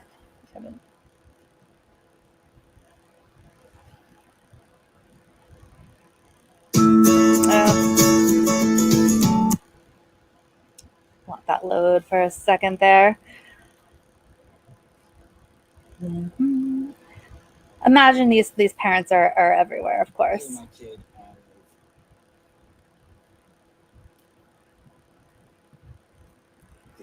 If you ask me, why did I pull my kid out of this school? Reasons. More than anything else, they barely taught history as it is. Actually, this year is pretty good. It's world history.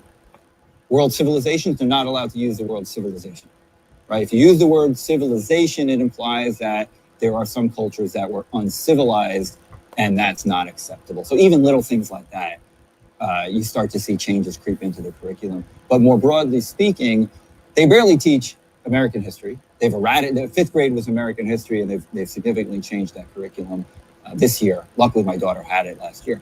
But you just see the writing on the wall. I mean, we already do a horrific job in this country teaching history, and now we're going to make that 10 times worse. We're going to eradicate that. Our country doesn't survive. I wrote this in the letter. Our country doesn't survive, not teaching history and civics, and it sure as hell doesn't survive. Okay, I can't. Can you get to the bottom line? Yeah, what is he even talking about? So here's the thing. This guy would pull up BS. Like, that's not even, I'm guaranteed that's not true. In my opinion, the history classes kind of sort of whitewash a lot of our history. So I would agree that we need to make changes, but he's probably saying the opposite. But I wish he would just get to the punchline. Where's the problem? Yeah. So what he's saying is, as a former teacher, like, that's what he's saying is not a thing. So what's his actual beef? I'm very confused. Yeah. So I'll keep reading and you'll see what his beef is. Spoiler alert, it's Black people. Gutman said his takeaway from the school's messaging was, we want your daughter from kindergarten to 12th grade. We want your family to be an activist. Gutman described the pressure to conform as so intense that if you just stay silent, you're racist. You have to be an activist. Yeah, you have to be an activist for that. If you're not an activist for an anti-racism initiative, for Black Lives Matter, for example, you are racist. You are a bad person. You are an oppressor. You are not doing the right thing. You got it, Gutman. Yeah, guess what? Yeah, right? Oh my God. You figured it out, my man. My man. If you have a problem with that, then yes, you are the problem. Yipers. So I don't know if that's going to play another ad, so I'm just letting it catch up. The school made it sound like they're going to integrate this racial curriculum this anti-racism curriculum into everything, into every class, Good. into math, into gym, PE. It was shocking that they Why were is that taking shocking? that degree of integrating it into everything, Gutman said, describing the issue as pervasive. Racism is pervasive, my dude. Yeah. So the Fox, of course, doesn't do as good of a job, I would say, of getting into the heart of the issue as some of the other outlets that I have seen. But essentially, this dude made a real fuss about the very basics of trying to teach children about our country's history and about how important it is to understand our country's history and our country's present. And like a lot of schools have done, to understand, after George Floyd's murder, it opened up a lot of people's eyes that were not opened before. And so he's not only is he not, maybe that school wasn't for him, maybe that school wasn't for his child, maybe he's a terrible person, which, yes. So, sure, quietly unenroll your kid, whatever. That's not good. I'm sorry for your kid. That sucks. But not only is he not just quietly doing that, but he is raising a real fuss and writing Barry Weiss and rallying his racist troops to join this rising group of white racists who say we're not racist, and there are clips going around with other white parents saying, there's just this tearful mother, for example, this tearful white mother saying, I'm not a racist. I don't want critical race theory to be taught in my kid's school. And she's crying at this school board meeting. And it's like, what is, do any of them even understand what that means? No, like, all of a sudden that's become like a talking point for the right wing, and it's just really bizarre. Well, for example, with that white woman about critical race theory, the school's like, we're not teaching critical race theory. So it's become a right wing talking point. She's simply listening to Fox News, and it's really becoming an issue because simply teaching anti-racism, simply teaching the history of this country is becoming that. It's becoming a talking point. It's becoming a thing for the Tucker Carlsons to package for these parents to become, this rallying cry. And, these parents are not new. They're just doing it in different ways. They're just doing it in modern ways. So fragile. To be racist. Yeah. So this is what the, just an update on what the wealthy, racist white people are doing these days. So, yeah, just kind of a broad overview of the state of this country. We've been covering murders of Black people this week. Now we've shown you how police are treating pregnant Black women, how fragile white people are handling this. They're acting oppressed. They're acting. It's. I know, that's the fun. I have to laugh because you're right. They're acting like they're the oppressed ones all of a sudden, which is so fucking ridiculous. Right. We have a thing happening also here in Los Angeles now where a lot of the ex-Trump supporters and the Proud Boys are actually showing up to school board meetings to harass the school board about various types of things that they're implementing in the school system, and including trying to block some of the kids from talking, which is just going to blow up in their faces. Is totally unacceptable behavior. But they've been doing it in Huntington Beach, and now they're starting to come up to the LA area. I almost feel, Jen, follow me on this. I almost feel like this is like the last dying gasp of what's happening. I mean, I think in a good way that White Lives Matter rally that was supposed to be this big thing that, I mean, there was definitely Nazis that showed up in Huntington Beach when I was there, as you know. Yeah. But a lot of the other ones, nothing, right? Like they were whining on Telegram that it was like two guys sitting there waiting for everybody else to show up and nobody else was showing up, which is great. I'm happy to hear this. This makes me ecstatic. But I think sometimes before things completely die out, the ones that are truly committed to the cause, so to speak, are much more boisterous. They're much more angry. They become much more engaged. So I'm wondering if that's sort of what's happening right now. I wonder. I don't know. I mean, that'd be good if it was. It's just, Right. I mean, enough already. I mean, we could go into all the reasons why, you know, culturally, economically, but you know, for them to talk about critical race theory to me is just I mean, really? Here's the thing. We've decoded the human genome. We're all the same. Like race is a biological taxa that was invented in the 18th century to justify the slave trade, to Right. justify colonialism. That's it. So where are you going to hang your hat on that anymore? I mean, you can make the cultural case, right, for the various cultural degrees, but a lot of that's related to, you know, country of origin too, right? I mean, so my family's from Sweden. So all the Swedes have certain cultural norms that they aspire to no matter what their race is, right? So, I mean, not to digress into academic stuff, but it's just ridiculous at this point that would even become a biological essentialism is dead. Don't bring it back. My 2 cents. Agreed. I agree. I The love that. revolution will not be stopped. Yes, it won't be. Gato Love, $5 in the super chat. The revolution will not be stopped. Yes, I agree. I love the super chat. Keep those super chats coming. Pump it up. Yes, love it. Thank you. Yeah, someone said I can see the Discord. That's on purpose. I was pulling it up. I had to put in the code because I hadn't logged in on this computer for a while.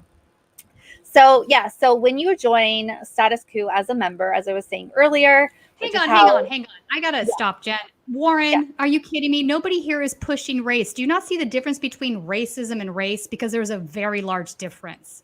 I can say to you that race is a myth, that it's a social construct, but that doesn't change the fact that people have acted upon believing that, have done hateful, hurtful things in the name of that, and have made others feel like they were less inferior because of it. So there's no reason why we can't address racism and talk about it and talk about the devastations of it while also understanding that is a social construct and that there is no biological essence to it. Please stop saying then don't talk about race so much. It needs to be discussed, obviously. This affects people's lives. For many people, 100%. It's become life and death. Yeah. Yeah, it's so frustrating when people say, oh, don't talk about race, like this or that, you know, and I think that's what the kids say, or maybe this is out of vogue now, but to say it's a cope, like you're uncomfortable talking about race. So you say, oh, don't talk about race, or you talk about race too much. That's a coping mechanism for you. Like, okay, but we all need to get past that. I mean, It's easy for a white person to say that, isn't it? Exactly. You're not suffering the devastating effects of it. You're not the one that's getting beaten up because of it.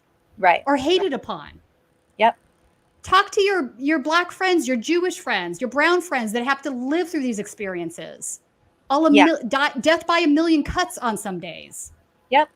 And there's a reason why every single story we've covered is undercovered. Like, we've literally focused on undercovered stories. That's right. There's a reason for that.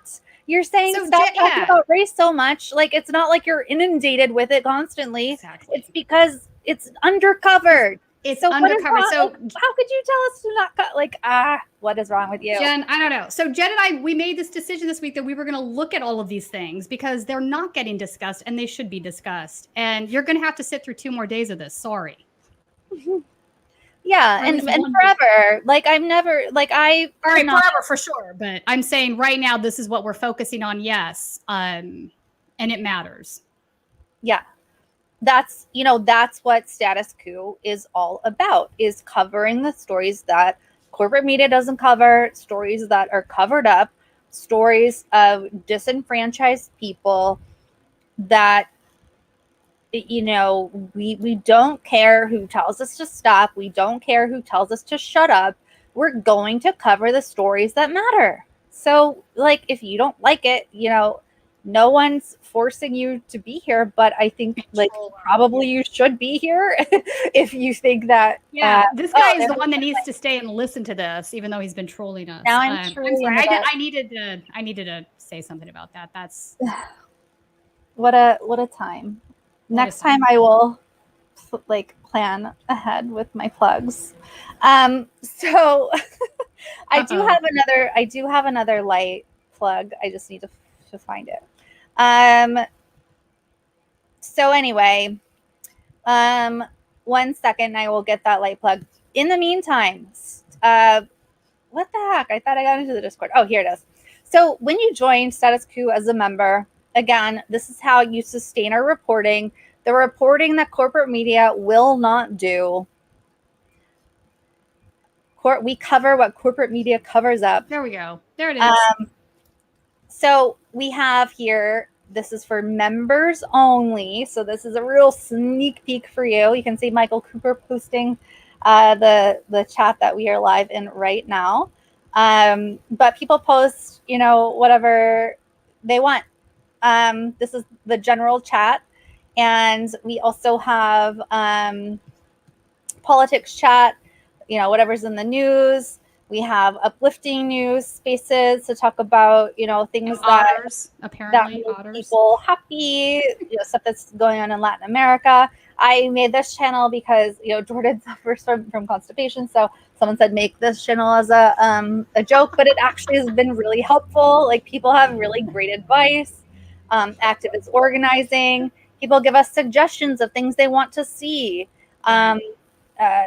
Like immediate action steps that you can take. Good vibes. Like, people, when I first got COVID and beyond, like, people started doing like meditations for me and stuff, and then people started doing it for each other, which is so nice. It's a community. It's a real community. People share pictures that they take.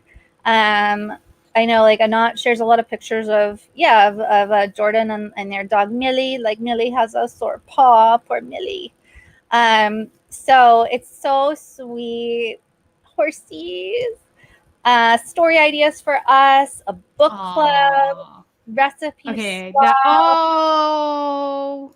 TV There's a little shows. terrorist, as Jordan calls him. He's so cute. That's such a cute dog. Millie? Yeah, Millie's adorable. Documentaries and just, you know, watch parties together, movies. So there's so much here. It's a real community, so much fun. And it's just, you know, it's worth it alone, $5 a month. And you get that, but you also get other behind the scenes content. For example, when you log in as a member, like Jordan just posted this the other day, talking about, you know, behind the scenes of joining the live chat while John was live. So we post behind the scenes stuff like this that only members get access to. So you get all of that, and we're planning on adding more stuff too. Just $5 a month, and it's truly how we stay active. So we would love to get to 2,000 Status Quo members. It would be just so incredible. Please join if you are not already a member. statusquo.com/join. If you are already a member, you can go to statusquo.pub/us and support us at GoFundMe or PayPal or Cash App. And so I will post the Wakelet link in the chat box. Whoops. And the Wakelet just has all of the links for the stories today and everything like that. So let's talk about Bill Gates. Let's talk about good old Bill. Oof, did you see the New York Times headline on that today? I thought I put the New York Times in here. Well, it wasn't about this. This is terrible. It was about his divorce. Oh, I don't know. It basically was, if Bill and Melinda Gates can't have a marriage survive, what hope do the rest of us have? What? Well, they're not really the people I look to for inspiration. I mean, what the insinuation is that only 'cause they're billionaires have rich? a shot at successful marriages and love. It's just insane. Well, there's some weird stuff going on with them. Like, by the way, New York Times or Bill Gates. with Bill and Melinda.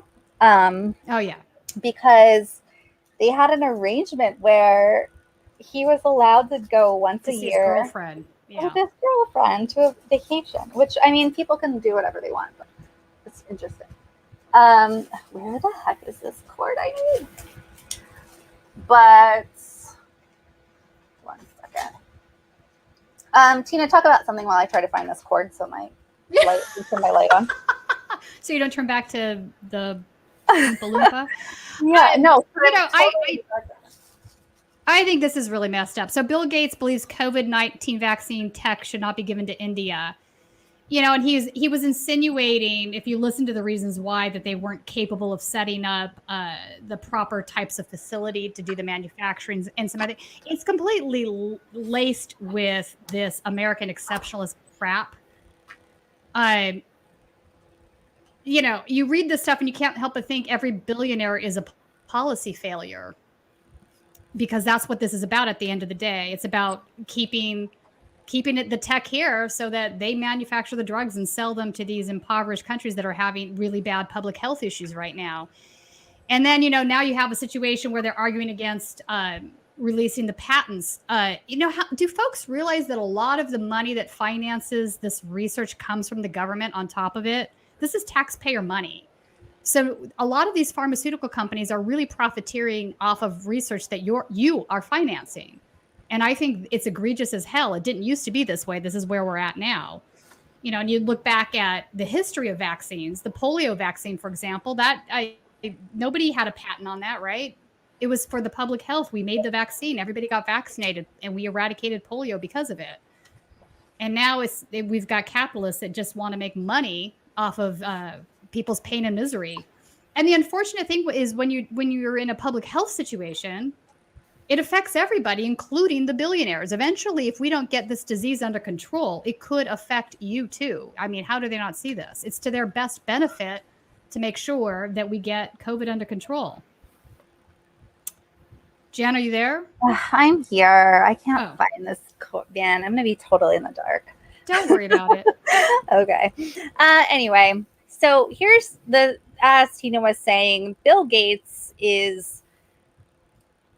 it's interesting because he tries to come across as this real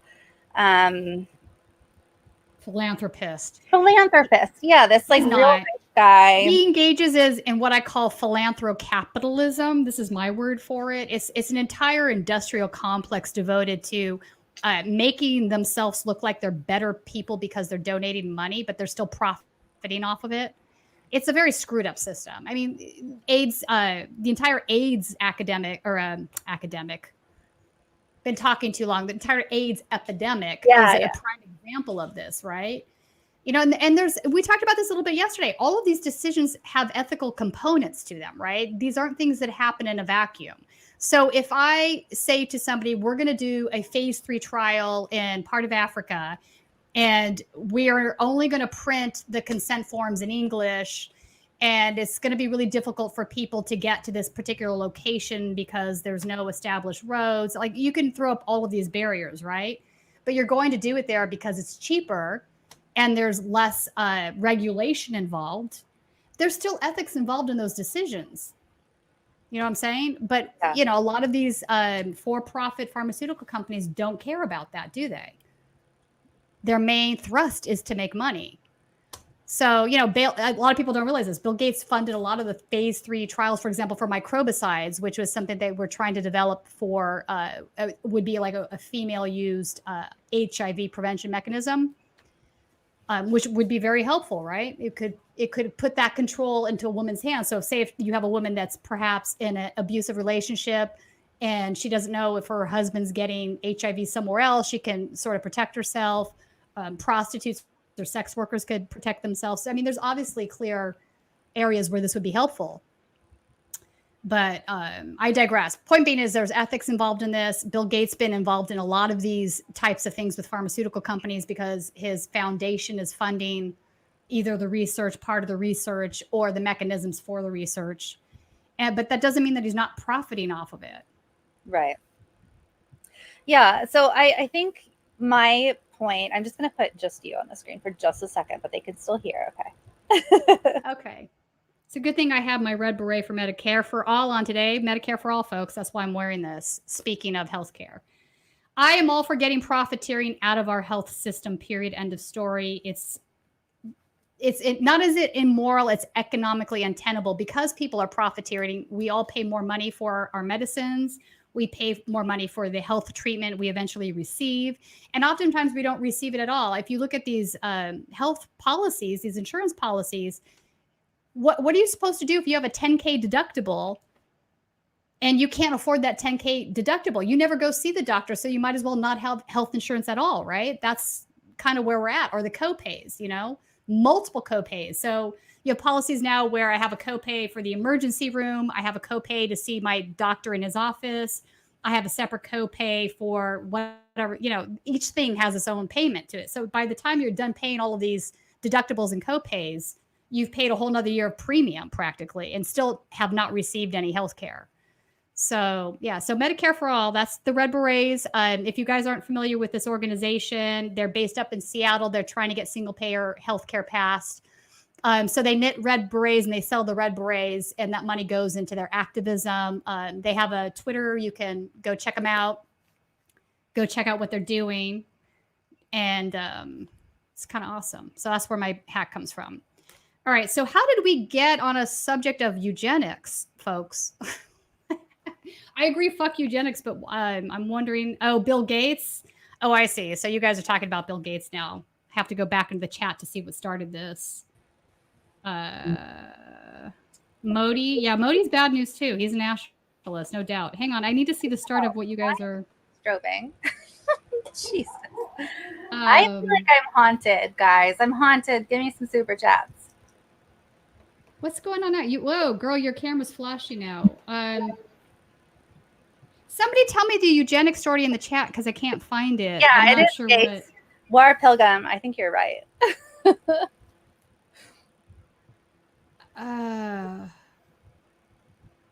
It's really, your camera's really like, I don't know. It's not, there's like lines running through it. I know. Gates hacked Jen. He doesn't like it. He doesn't like being reported on. I'm trying to put the freaking light back on myself. But what happened to the camera? Low production value. God. Times 100. And now I can't see because the light flashed in my face. I'll have to look it up. People don't know. All right. I'm going to look up what that is about because I'd be curious to know about it. I just know that he has been involved in a lot of these various drug trials, etc. Malaria would be another one, not just microbicides. But this idea that nonprofits only exist to do good charitable work in the world is a false one, and we really need to get past that. A lot of these guys use it to funnel money to other things. They use it to improve their images, make them seem like they're less of the robber barons that they actually are. I'm a good guy. Look, I'm giving away $60 billion. Well, why do you even have $60 billion in the first place? Why aren't we questioning that as a society? Jen, you're really glitchy. I know. Still. Like, this is super weird. It's Gates.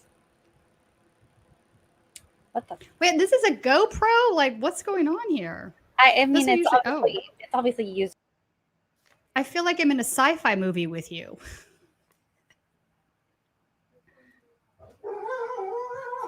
Hypatia's very concerned about this. I think the camera might be broken. No, it's a GoPro. I think her camera might be broken. Or maybe a cable. You know what? There might be a problem with one of your cables. Well,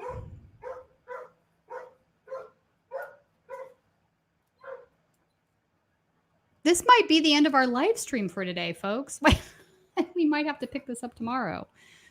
We had a couple more stories. I actually wanted to talk a little bit about Colombia. If folks aren't aware of what's going on in Colombia, I encourage you to go to Twitter and type in Colombia into the top search and see what comes back. But they have been having multiple protests all week. Police have been killing the protesters. Oh, yay. Now it's working. Now you're back. Oh no, it's just my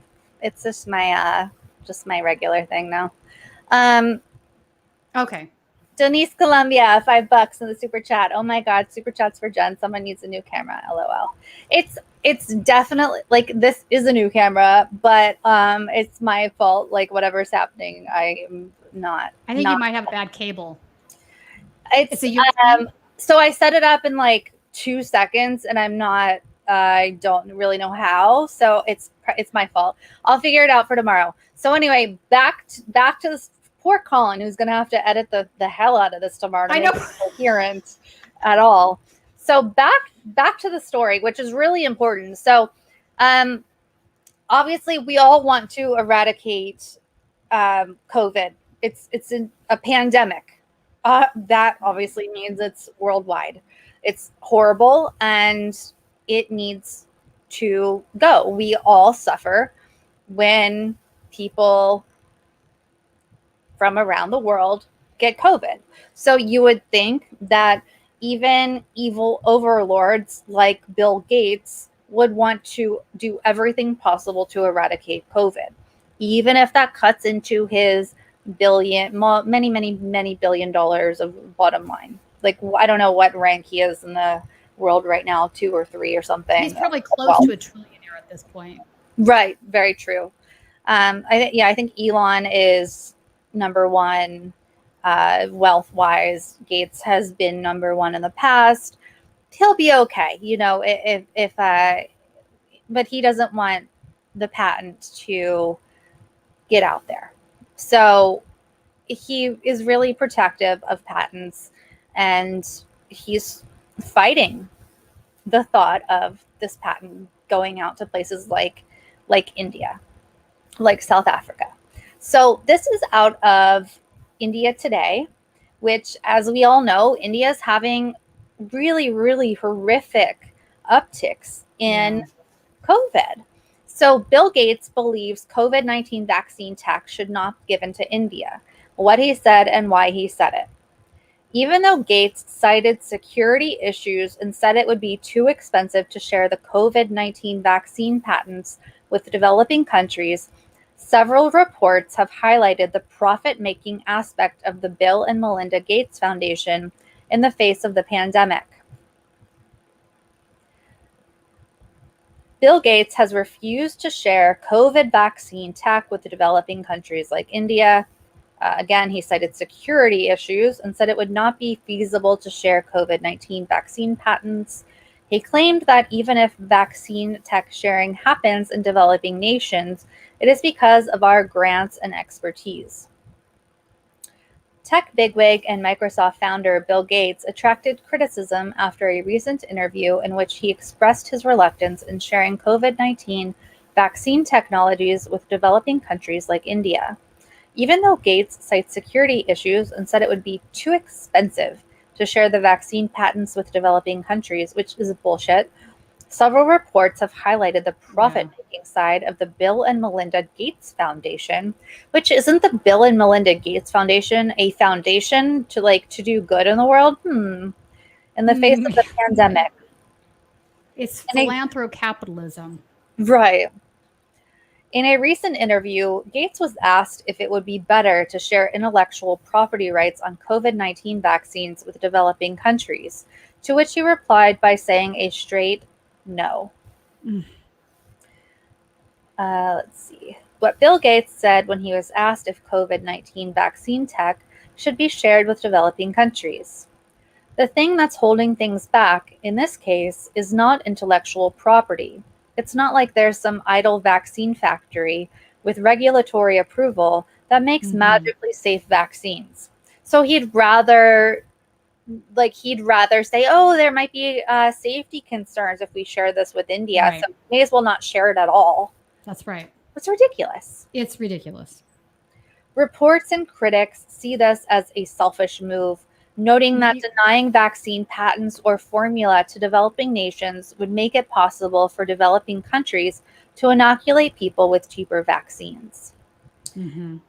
Gates's justification for not sharing vaccine tech with developing countries. Gates justified this opinion of not sharing vaccine tech with developing countries by saying that it would not be feasible for a company to move vaccines to a developing nation. Here, he specified India and that not all countries are concerned about moving the safety of a vaccine. He claimed that even if it happens, it is because of our grants and expertise. Gates said, "There's only so many vaccine factories in the world, and people are very serious about the safety of vaccines." Jen, yes. Can I just stop you there? Because you know what's really offensive about him saying that? Mm-hmm. Do you know how many PhDs India has versus the United States? And do you know how many visas we give out to those folks to come here to work in tech? I don't know, but I assume it's a lot. Yeah. So for him to be snobby about it's our expertise in this American exceptionalist way in relationship to India is pretty offensive, I have to say. Yeah. Yeah.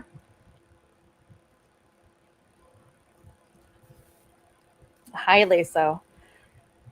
Gates said, "There's only so many vaccine factories in the world, and people are very serious about the safety of vaccines. Moving a vaccine, say, from a Johnson & Johnson factory into a factory in India, it's novel. It's only because of our grants and expertise that can happen at all." Okay, so what? Like, good. Do it then. Yeah. Right? Like, what's your point? His point is he's a greedy bastard. It's absurd. Honestly, that's where this is at. Our grants and expertise. No, Bill, it's your money. Reports have noted that Gates's comments highlight the profit-making aspect in the face of the pandemic. Critics have also noted how the tech bigwig tried to influence the ignorant audience with false claims, calling it vaccine racism, which is exactly what it is. Yeah, it absolutely is. It's I have to laugh because it's so absurd. It's superficially absurd that he's even making these arguments given the facts. Yeah. Bill and Melinda Gates. I mean, do people actually buy this garbage? I think only like the wealthy people who are part of this profit-making scheme. Bill and Melinda, they even buy it? I think they'll use it to their advantage, but do they really believe this is true? No, I don't think so. I think they're wealthy, evil bastards. Bill and Melinda Gates Foundation has committed $30 million, which, by the way, that's like pocket change for them. Yeah. To fight COVID-19 and develop a vaccine. According to reports, the foundation's $40 million worth stake in CureVac alone has delivered profits in tens of millions of dollars. So they're profiting.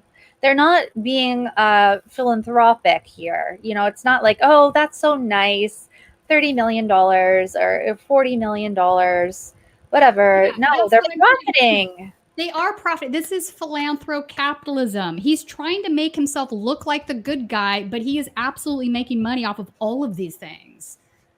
That's like the point I was trying to drive home earlier if that was missed. This is what it is. This is like disaster capitalism, right? This is philanthrocapitalism.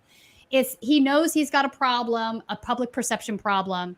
He wants to fix his public perception problem, but he also wants to continue being a greedy bastard. So what do? We set up a foundation and we run all of these things through the foundation, and the foundation is still earning all of this money, right? People need to stop viewing nonprofits as being entities for the good, because some of them are, yes, of course. I'm not saying this is true of all of them, obviously, but there's a big chunk of the 501c3 universe that is not and should not be trusted. Think tanks are another example. They're 501c3s. What are they doing? They're lobbying arms for corporate entities. They want to make themselves look better through academic eyes, right? All of this is manufacturing consent. Yeah. Yep. So, as if there weren't enough evil in Bill Gates's opinion, we also have people like Josh Rogan, who has written this piece, this opinion piece for the Washington Post, which the Washington Post is known for, well, like the New York Times as well, known for wildly terrible opinion pieces. Yeah, exactly. Horrible opinion pieces on things of great importance. Opinion, the wrong way to fight vaccine nationalism. So, what kind of headline is that even? Vaccine nationalism? What is this? Oh my God. I can't wait for you to read this one. Americans will not be safe from COVID-19 until the entire world is safe. That basic truth shows why vaccine nationalism is not only immoral but also counterproductive. But the simplest solutions are rarely the correct ones, and some countries are using the issue to advance their own strategic interests. The Biden administration must reject the effort by some nations to turn our shared crisis into their opportunity. As the inequities of vaccine... Where is he going with this? Is he defending the United States? Like, we're the innocent ones in that and not doing this? Yeah. As the inequities of vaccine distribution worldwide grow, a group of more than 50 developing countries, led by India and South Africa, is pushing the World Trade Organization to dissolve all international intellectual property protections for pandemic-related products. Good. Right, exactly. All moral people with hearts and minds, also minds, brains, would agree that that's good, which would include vaccine research patents, manufacturing designs, and technological know-how.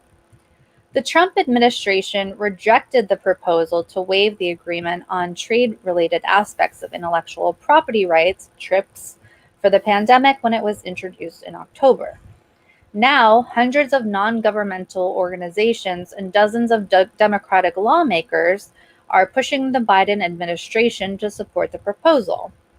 But many warn the move would result in the United States, can you see where this is leading, handing over a generation of advanced research, much of it funded by the U.S. taxpayer. Yeah, and I say do it. Do it. That's exactly what I want you to do as a taxpayer. Hand it over.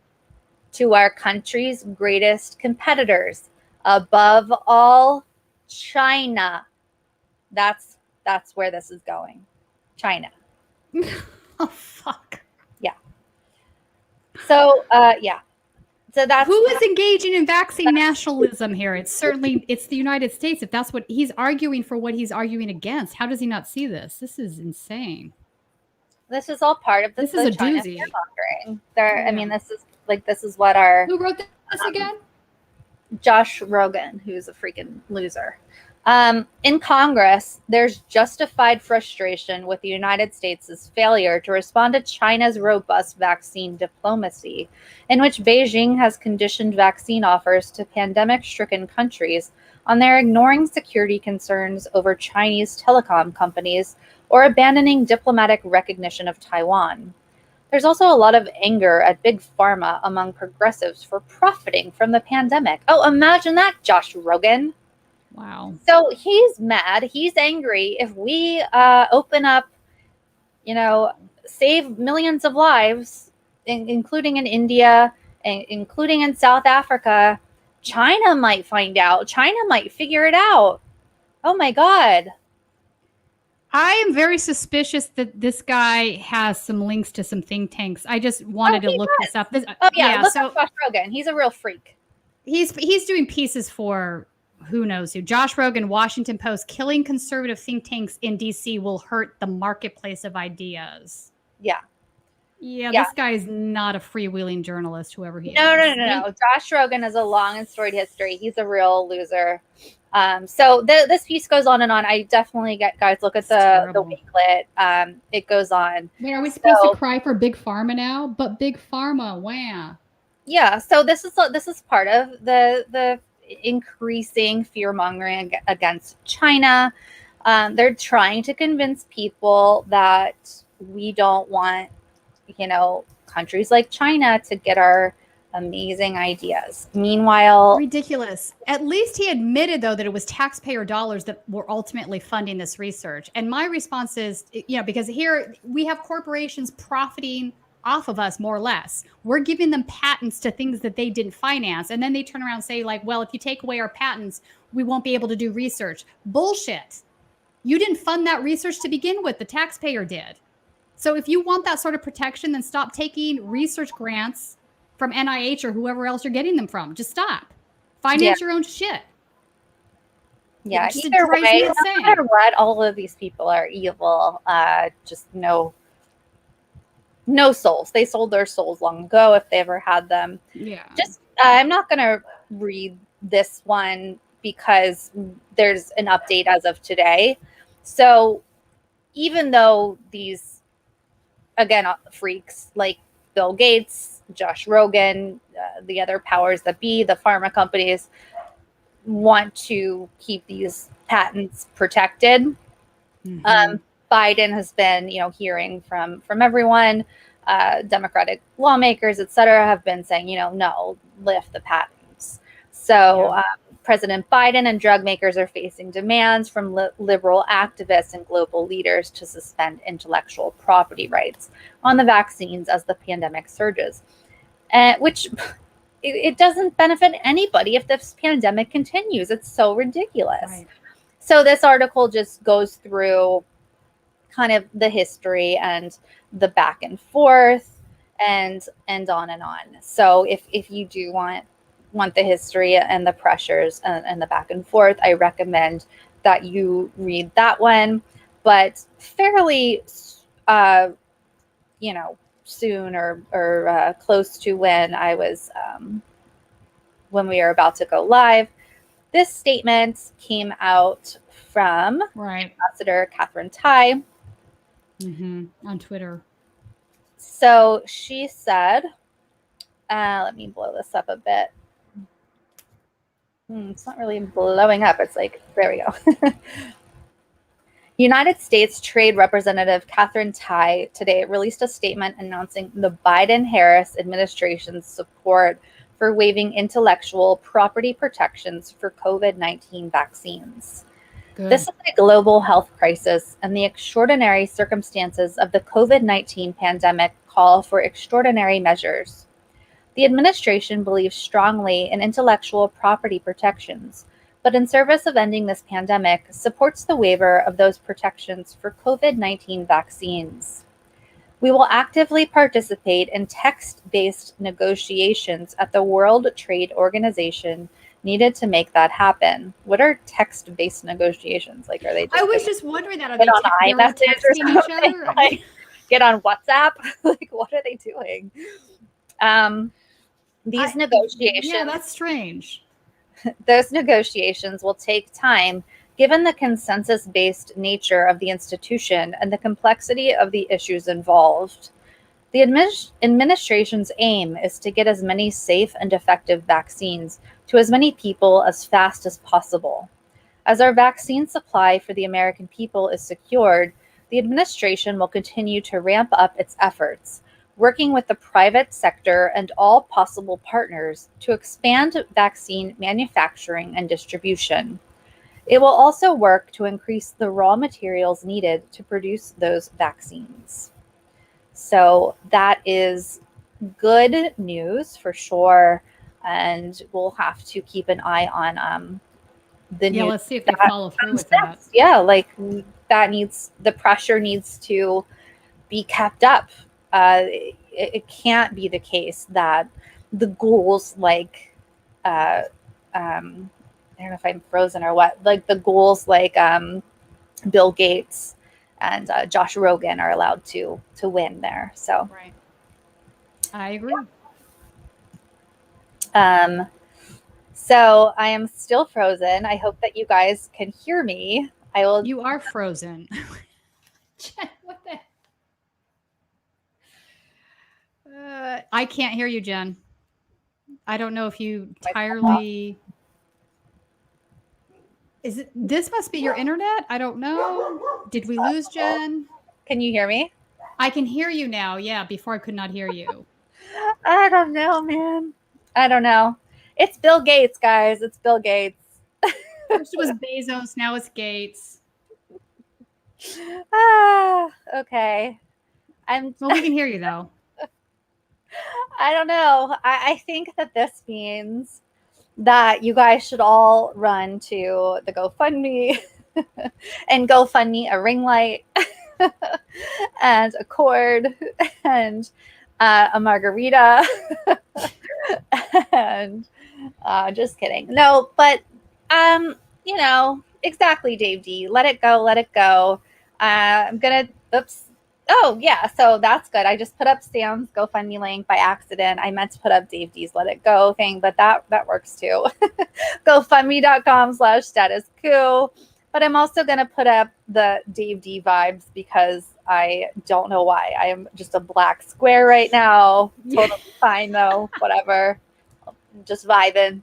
Let it go. The frozen vibes. Silence is Violence is gonna keep the song going. Love it.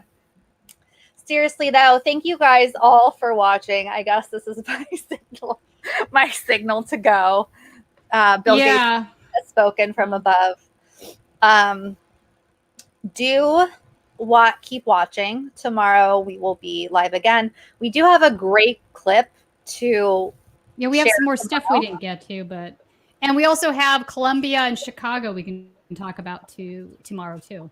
Yeah, so let's add that stuff tomorrow. We have a clip that we didn't realize that we had from Elizabeth City that we'll share tomorrow. That is great from what is it? It's Vicky.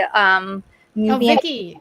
Yes, Vicky used our clip and did such a great job. What's the name of her YouTube channel? I think it's Nubian Queen or Black Nubian Queen or Fly Nubian Queen. Fly Nubian Queen. Okay. So we'll play a clip from Vicky. So she was so funny and so funny and so on fire. Yes, I love her. I love her. So we'll play that and we'll keep you up on the news. Friday we have a great guest coming. So definitely tune in. I promise you, I'm going to start on time tomorrow. I'm going to start on time, and I'm going to not be a black square, and it's all going to happen. It's all going to happen. So thank you guys for tuning in. All right, everybody. And love you all. Have a great night. Bye, guys. Wish you could see me. Wish I could see you. Bye.